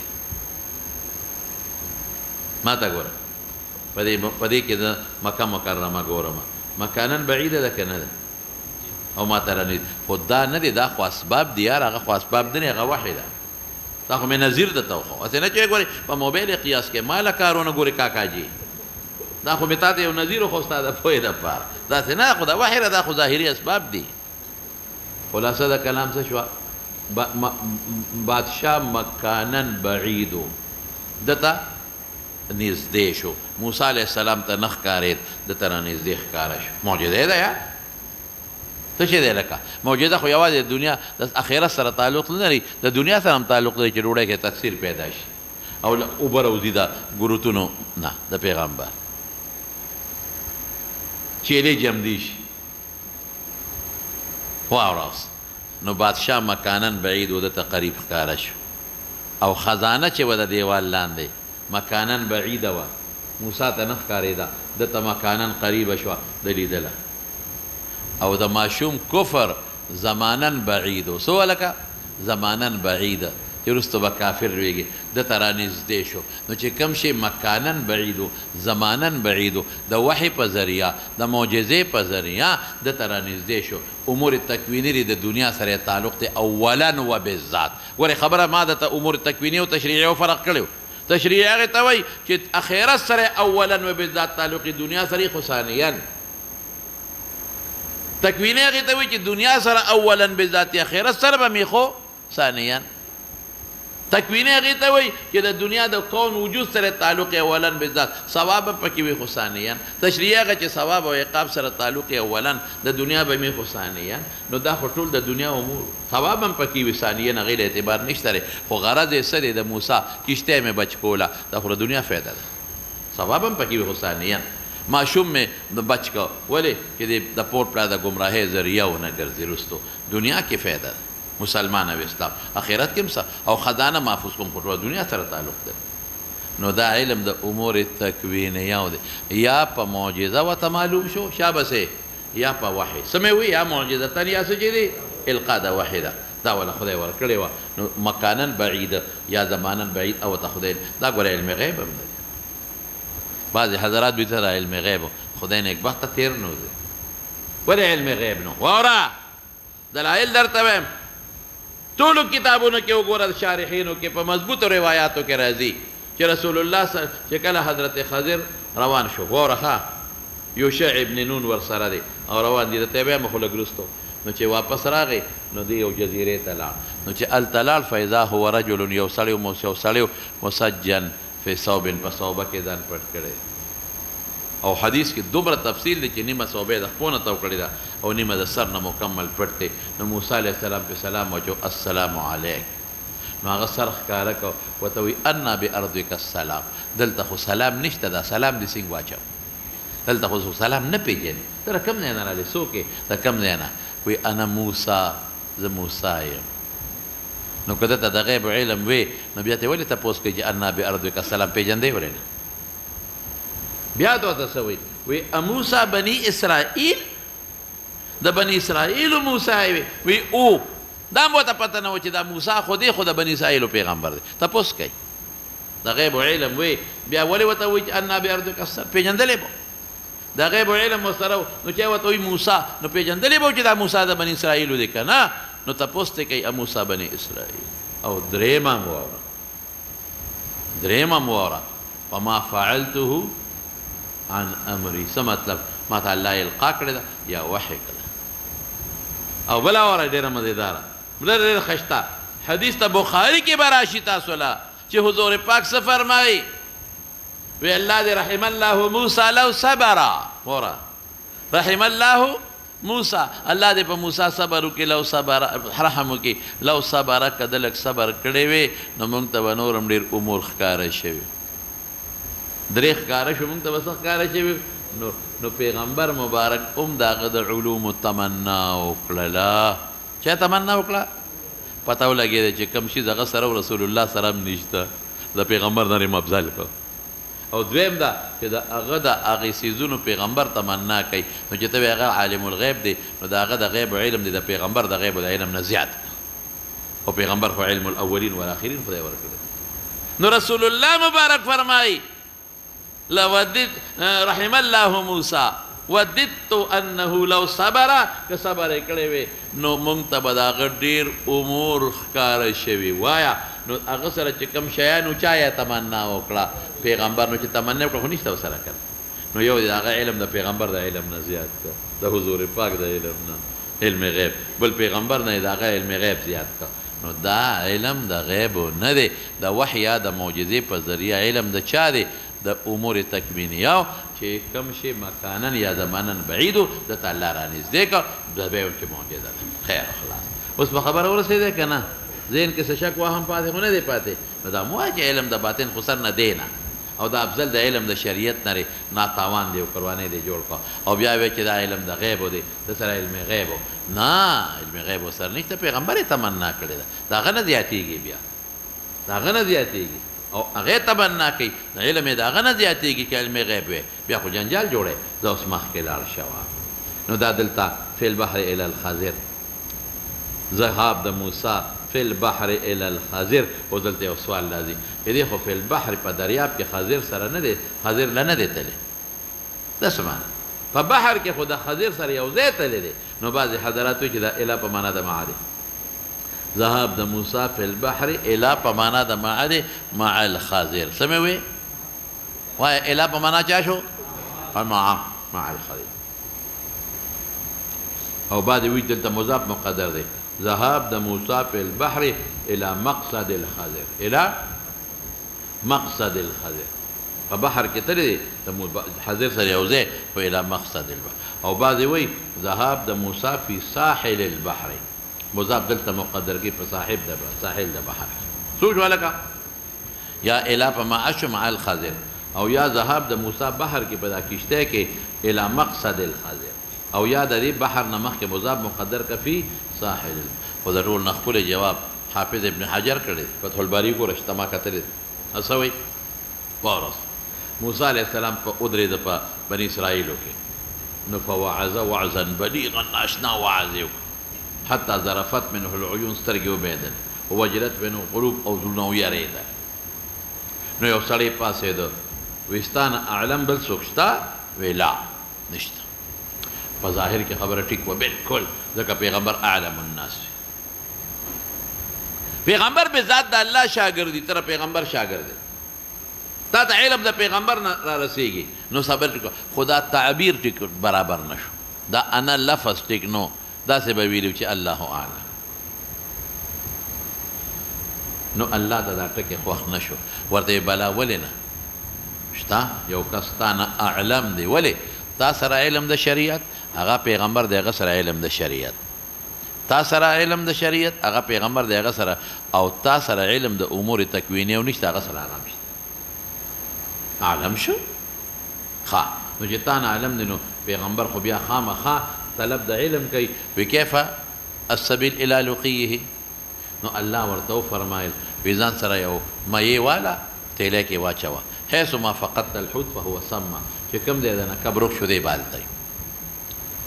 نو د ځان سره یوشع ابن نون واغش دا د شاګرد دی څوک وایي دا وروسته پیغمبر او یو موسی علیه السلام شو دواړه روان شو او ځان سره په زامبیل کې مایې واغشت نو ستا بعضې مفسرینو لیکلي دي ګورې ما له حواله راوړې ما ته معلوم دی وایي د هغه مایي نه یې څه ناڅه خوراک کړی نه زه به یې نه دی کړی ما دا خبره کړې وې او مولا وفات شوی دی هغه ته چا ویلي زه یې ورته نه وم یاد کړی خو ورته یې ویل چې بعضې حضرات دا وایي بعضې مولیان چې دا مایي نه خوراک نه و کړی نو هغه سخت تنقید وکړ ویې کړی مظهري فلان کی فلان کی فلان کی لیکلي بیا ورته چا وی چې زه یې ورته یاد کړم چې دا خو هغه بیا ما ته کراچۍ نه ټیلیفون وکړ ما ته ویره ما خولې نه یو خبره وتې ده معافي غواړم مې نه معافی څه خبره نشته ته خو زموږ ورور او تکړه سړی دا خبره نه ده خو مې چې دا تا کومې حوالې په تفسیرونو ورکړې وګوره مرجوحې دي ټولې وی بس نورې خبرې بحث نه کوو او مې ورکړې یو بله مو وره که نه مې خدای پاک وله دا کب څه دپاره ورکړی وجعل الله له الحوت آیة نو چې خدای ورته وایي کوم ځای کب رک کې دی به هلته نو خوري به یې څنګه ختمه یې چې خدای ورته نښې دپاره یو شی ورکړي نښه خلک محفوظ ساتي که ختمه یې محفوظ ساتي وی بس نور دلایل دې پرېږده که نه خو بس مې ښځه ټیک شوه الحاصل خلاصه د خبرې څه ده چې دیک دیلی کې نور خوراک و غدا و پکې نور خوراک و هغې خوړه کب خو پکې پروت دی کب خو یې نښې له ورکړی چې نښې له کب څنګه خوري الحاصل چې دواړه روان شي یو ځای ته ورسېدل نو ډډه یې وواله ستړي نو ګورې ښه حدیث کې راځي ستړي نو هسې یو ځای کې ډډه وواله بعضې وخت بنده ستړي نی او کټ کې پرېوځي او هسې وله خوب ورشي ښه دمی سار راپاسي منځو کې ښه دمې ټوله شپې خوب کړي ښه ډډې اړولې او بیا دې سملې نو سملاستل چې سملاستل یو شاعر ابن نون مخکې راپاسېد چې مخکې راپاسېده نو هغه وی چې ورېږه ډوډۍ خوراک کومه نو هغه ناشته چې کوله وې که څنګه نو کب ټوپ پرې دریاب ته فاتخذ بالبحر سربا سرنګې جوړ چې موسی علیه السلام څنګه راویښ شو نو روان شو لاړه دنه خدای یې راکړه دا خبره چې الوته وي د الله پکې حکمت یو شوا روز مزل یې وکړه څومره یو شوا روز نو چې یو شوا روز مزل یې وکړ نو ستړی شو د دغه ځای نه چې تل ستړیوالی راغی چې الله کوم ځای ښولي و هغې پورې ستړیوالی نه راته نو وی آتنا غداءنا لقد لقینا فی سفرنا هذا نصبا دغه اخیري سفر اوهو چې دی ورته وی تیلی اوهو ما نه خو یې روسیب هغه چې هغه تیږې سره تونده شي ما تیلی کوله وکړه دریاب ته هغه کب ودانګل وی ذلک ما کنا نبغي فلترضى على آثارهما قصص واپس ده ته ملامته ځکه نه کو حالانکه موسی هم غوسه ناک دی ګورې څوک یې ورنه کوله ځکه چې هغه ته پته وه چې ما انا ویلې داسې به خدای کړی یوسف نو چې واپس راغی نو څه چل یې وکړه په هغه سورنګ کې همقسې هغه جریة الماء موجوده ده موسی علیه السلام څومره ښکلې موجوده ده په هغه سورنګ کې دي ورننوتل هغه اوبه لک مثل طاق وې نو یو جزیرې ته ورسېدل نو فلقي الخاضر نو خبره جوړه شوه که نه ذهاب د موسی فی البحر په څه کې لاړه لکه هم په دریاب کې لاړ الی الخاضر خاضر فی البحر په خپل ځای ټیک شي هلته لاړ اوس راشه مولانا صاحب وقوله تبارك وتعالى هل اتبعك ایا زه ستا اتباع کولی شم على ان تعلمني مما علمت رشدا تا ته خدای څه ښوولي دي او ما ته یې وښیه هغه دا خیال و چې ګنده سره به م علم د شریعت نو ما ته به یې وښیه او ته څه وایي نه نه د شریعت علم خو ته طاقت لرلی چې ځکه پیغمبر خو د شریعت د علم طاقت وي انک لن تستطیع معي وورس بل دلیل لراشه انک لن تستطيع معي صبر. نو پیغمبر له خدای څنګه د شریعت د علم د حصول مانع څنګه پیدا کوي؟ که دا چرته علم د امور تشریعیه و نو پیغمبر او بیا د موسی غوندې پیغمبر د هغې د زده کړې طاقت نه لري؟ وایه که نه راکړه جواب اوس. که دا علم د شریعت وي، علم د ظاهر د شریعت یا علم د باطن د اخلاقیات وغیرې، نو د پیغمبر اخلاق نیمګړي څه؟ وایه که او څه پیغمبر هغه علم هم نشته چې دا پې زده کړي، د تعلم طاقت یې نشته او ته صفاوي نشي کولی. معلومیږي دا چې دا امور د چا دي؟ لوی مولا به، لیکن هغه د موبایل نشي جوړولی، چشمې نشي جوړولی. دا څه نقصان نه دی. امور تکوینیه نو که پیغمبر ناخبره چې دا څه نقصان نه دی، خو که د امور تشریعیو نه ناخبره چې دا نقصان دی، بلکې د امور تشریعیو د حصول علم یې نشته، دا نقصان دی. او که د علوم تکوینیه او د علم نشته. زه بیا نظیر در کوم، مثال نه در کوم. یو سړي ته ما ته موبایل د جوړول چل راکړه، مولوي صاحب نشي زده کولی، دا هېڅ پابند نشته. او که زه ورته وایم چې ما ته د سورت رحمان لږ غوندې دغه وښایه، څه ورته وایي، تفسیر وکوه سورت رحمان، او دی وی نشي ته زده کولی، نو ممکن ده چې دا د ما په حق کې ښه نه وي. دا ته په خبره ورسېدی که نه؟ حاصل د کلام څه شو؟ او ته یې نشي زده کولی، بس پوه شو چې دا خو علم د شریعت دی، دا څه بل څه شی دی د سره. نو صاحبه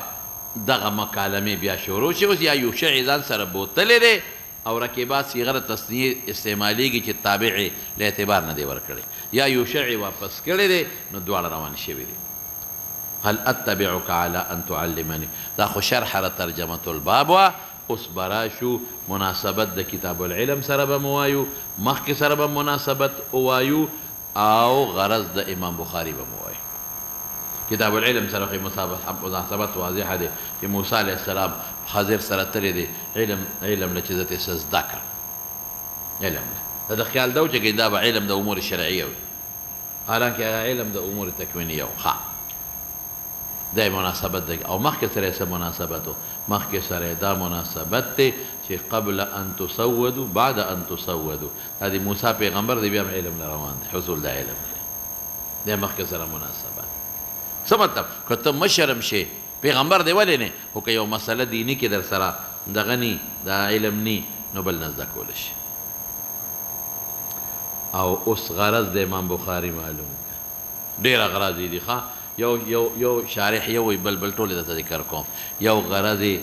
ترغیب د تحمل د مشقت په علم کې. څه مې وایي؟ ترغیب د تحمل د مشقت په علم کې، چې علم کې مشقت بار کړه. هاي موسی شمسو مشقت بار کړه، ترغیب ورکوي د تحمل بار کول د مشقت په علم کې. یو دویم ته څه معلومه شوه چې د علم دپاره په دریاب کې رکوب کولی شي. ما د ابو داود روایت ویلو، لا يركب البحر الا حاج او معتمر او غاز في سبيل الله. ویلو که نه ویلو؟ انا نركب البحر کې مې ویلو. نو امام بخاري ثابت دی چې نه، علم دپاره هم رکوب کولی شي. دا دوه شو. او دریم څه؟ تعلم د افضل د مفضول نه. هغه ما افضل کوه، تعلم د افضل چا نه؟ د مبذول نه، چې بعضې وخت کې افضل مبذول نه هم زده کولی شي. تعلم د افضل چا نه؟ د مبذول نه. دا هم ته معلومه شو. څو مې وی؟ یو ترغیب د تحمل د مشقت په چا کې؟ په علم کې. دویم مې څه وی؟ چې هغې حدیث نه معلومېږي چې لا یرکب البحر الا حاج او معتمر او غاز فی سبیل الله، نو هغه حصر حقیقي نه دی، اضافي دی. دا علم دپاره رکوب کولی شي. دا مسله به وروسته امام بخاري بیا هم راوړي ضمنا، دلته ضمنا دا به صراحتا راوړي. او درېیم څه وی؟ جواز د تعلم د افضل د چا نه؟ د مبذول نه. او څلورم څه؟ بعد کبر السن علم حاصلول. دا ته معلومه شو. اوس د آیت نه یو بله خبره، دا خو بل اغراضو. دلته راځي هل اتبع على ان تعلمني، دلته کې څه؟ متعلم ته آداب ښیي. استاد در باندې شرطونه لګوي نو ګورې ومنه، استاد در باندې شرطونه لګوي نو ومنه. او دویم ورته څه ښیي؟ چې اتباع د استاد به کوي. هغه پې شرطونه لګول وي ټیک ده، او اتباع د استاد بکی. بعض حضرات دلته یو بله خبره کوي، وی که استاز یا پیر صاحب خلاف شرع کار کوي اعتراض به پې نه کوي. څه استاز یا پیر صاحب خلاف شرع کار کوي اعتراض مه کوي، ګورې دا ګناه ده، بیا ادبي ده. وی دا دې ګوره هغه په اعتراض وکړو نو هغه اعتراض یې ولا ختم کړي، بل په مې اعتراض کوي نه به کېره باندې شرطونه یې پرې ولګوي. زه وایم چې شرط یې لګولی دی، ساده سړي خبره دی لوړه یې وویستله، شرط یې لګولی دی خو چې خلاف شرع کوي فوراً یې په اعتراض کړی چې دویم ځل یې خلاف شرع ولګو، بیا د شرط خلاف ورزي وکړه، بیا پې کړی دی، په درېیم ځل یې پې بیا کړی دی، په څلورم ځل بس هغه مو نه کېږي او موسی مو نه کېږي. موسی علیه السلام وایي ټول عمر خلاف شرع کارونه کوي، زه خو هر وخت چپ نشم پاتې کېدی. نو خبره الاوړې ده، خبره څه ده؟ الاوړې ده، الاوړې ده وکړه. خلاف شرع کار به په استاد کې، نو استاد شارع دی څه یا پیر صاحب شارع دی څه، بلکل پې کولی شي. البته بعضې علما وایي وایي که ستا د استاد نه یا د پیر صاحب نه بعضې داسې امور صادر شو چې هغه تا ته خوښ نو په دې بیعت هم مه ماتوه او په دې شاګردي مه پرېږده. ولې؟ ځکه مکمل د منکراتو نه او د مکروهاتو نه بچ کېدل په دې زمانه کې ګران دي. نو بعضې پیر صاحب نه څه غلطۍ وشي نو زر دې ورسره بیعت ختم کړي. نه، داسې غلطۍ خو د انسان نه کېږي په دنیا کې. بعضې استاد نه څه غلطي وشي دی دې نه سبق نه ویم، داسې مه کوه.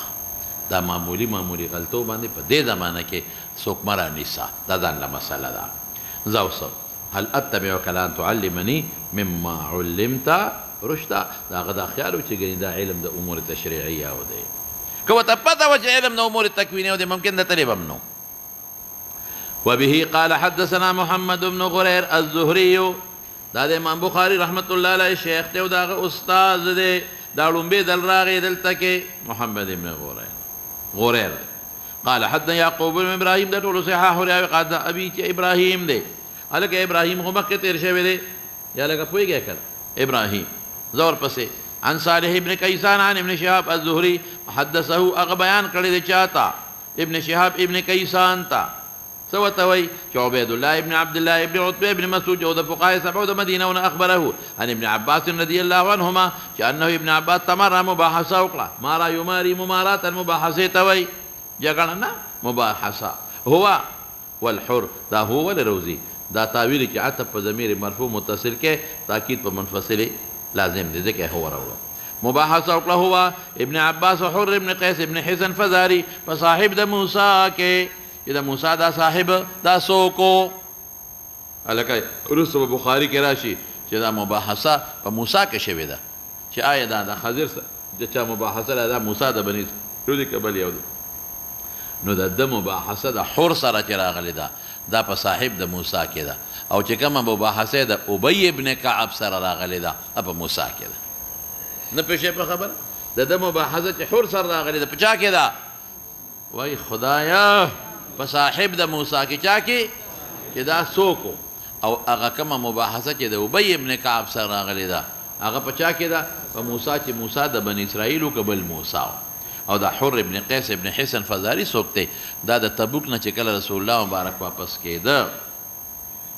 د تبوک نه، نو دغه ځای کې بنو فزاره قبیله ده، دا د هغې قوم سره تعلق لري. د حضرت عمر په زمانه کې مسلمان شوی دی او ډېر هوښیار خلک و، عمر به مشورې اخیستې. قال ابن عباس او ورته وایي هو خزیر، نور تفصیل درته ما ووایي. فمر بهما ابی بن کعب فدعاه نؤبل ابي بن كعب ابن عباس فقال اني تماريت انا وصاحبي مباحثه وكبه انا رو تاكيد بمنفصل وكو صاحب زما دي چې فصاحب د موسی کې الذي سأل موسى السبيل الى لقيه، الله پاک نه لار غوښته د ملاقات د پاره. معلومیږي چې موسی علیه السلام سره دی نه چې ډېر لوی علم دی، نو هغه تم علم د غیب نشته، ځکه خو الله نه لار غواړي او الله ولا نښه ورکوي. که د غیب علم وي نو بیا د نښې څه ضرورت دی؟ هل سمعت النبي صلى الله عليه وسلم يذكر شانه؟ قال نعم سمعت النبي صلى الله عليه وسلم يقول بينما موسى في ملأ من بني إسرائيل إذ جاءه رجل، یو سړی وتره نږدې شو، فقال هل تعلم احدا اعلم منك؟ قال موسى لا، خبر دروغ نه د رښتیا ده، بلکې فی روایت انا اعلم یې ویلې دی، تعبیر الله ته خوښ نه شو. فاوحى الله الى موسى بلا عبدنا خضر ستانه اعلم دی، تاسو سره علم د امور تشریعیاتو دی هغه سره وصلت عام دی لکه پیغمبر او د تکوینیات هم دی فسأل موسی السبیل الیه فجعل الله له الحوت آیه نو چې کوم شي نه خشي هغه خلق خوري وقيل له فقدت الحوت چې کوم ځای ورک فرجع واپس شا فانك ستلقاه فكان يتبع اثر الحوت في البحر في خوشوي کنه فقال لموسى فتاه أرأيت ما لخبر لك إذ أوينا إلى الصخرة فإني نسيت الحوت وما أنساني الشيطان تنسبت ذكا كي شيطان وسوسة واجولا شيطان غافلك أن أذكر قال ذلك ما كنا نبغي بغى يبغي تلبتوي فارتد على آثارهما قصصا يقصان قصصا جس بكما تليو ايه قصصا سمانا جس بكما تليو باغي مخ بشارات تو شو ورك خبيلا غرزا فوجدا خزرا فكان من شانهما ما قص الله في كتابه دين دير زيات مسائل لو دي مولانا سيبو مسائل تديز وكيدا یو خود دا مسئله معلومه شو چې علم در سرنی فاسألوا اهل الذکر ان کنتم دا دی ابن عباس سره دی نه چې الله ولا علم د کتاب او د حکمت ورکړو را روان دي او بیا هم دا دی تپوسو کو یو ته دا معلومه شو دویم ته معلومه شو دویم دا دی چې دغه سړی چې کومو هغه ته به خضر وي په دې لقب مشهور خضر یې ورته وي په دې لقب باندې مشهور بل څه چې بعض وخت یو لفظ دی چې تعبیر یې ټیک نه مفهوم یې ټیک تعبیر یې ټیک نه ځان به دې ساتي یو میلمه دې راغی ډوډۍ خوړه او ته ته ډک شوې وایه کنه مفهوم ټیک دی که غلط دی مفهوم ټیک دی ډکېدل دا چې بوډ شوې لیکن تعبیر څه دی غلط دی ځان به ساتي نو تعبیر چې ټیک نه ځان به دې ساتي مفهوم ته به نه ګورې الفاظ و تعبیر ته به دې بله مسله معلومه شو بل دې څه معلومه شوه چې کوم ځای کې دی پیغمبر کې دا لفظ وي الله یې لږ کړی حسنات الابرار سیئات المقربین کړی یې او بل څه شی دی د موسی سره د غیب علم نو بل څه نښه مقررول یو سړي له یو نښه ورکړي دا معلومه شو او بل د موسی پیغمبر معجزه هم ته معلومه شوه چې کب یې روک کړ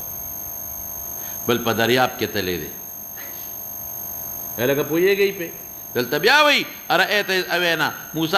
هلک وایي نو هغه که د غیب علم وي تپوس یې ته ولې کوه لږ ورسره خوا کې خضر په دا جزیره کې پروت دی ورته پته نه لګي بل د ګناه او د غلطو کارونو نسبت شیطان ته کولی شي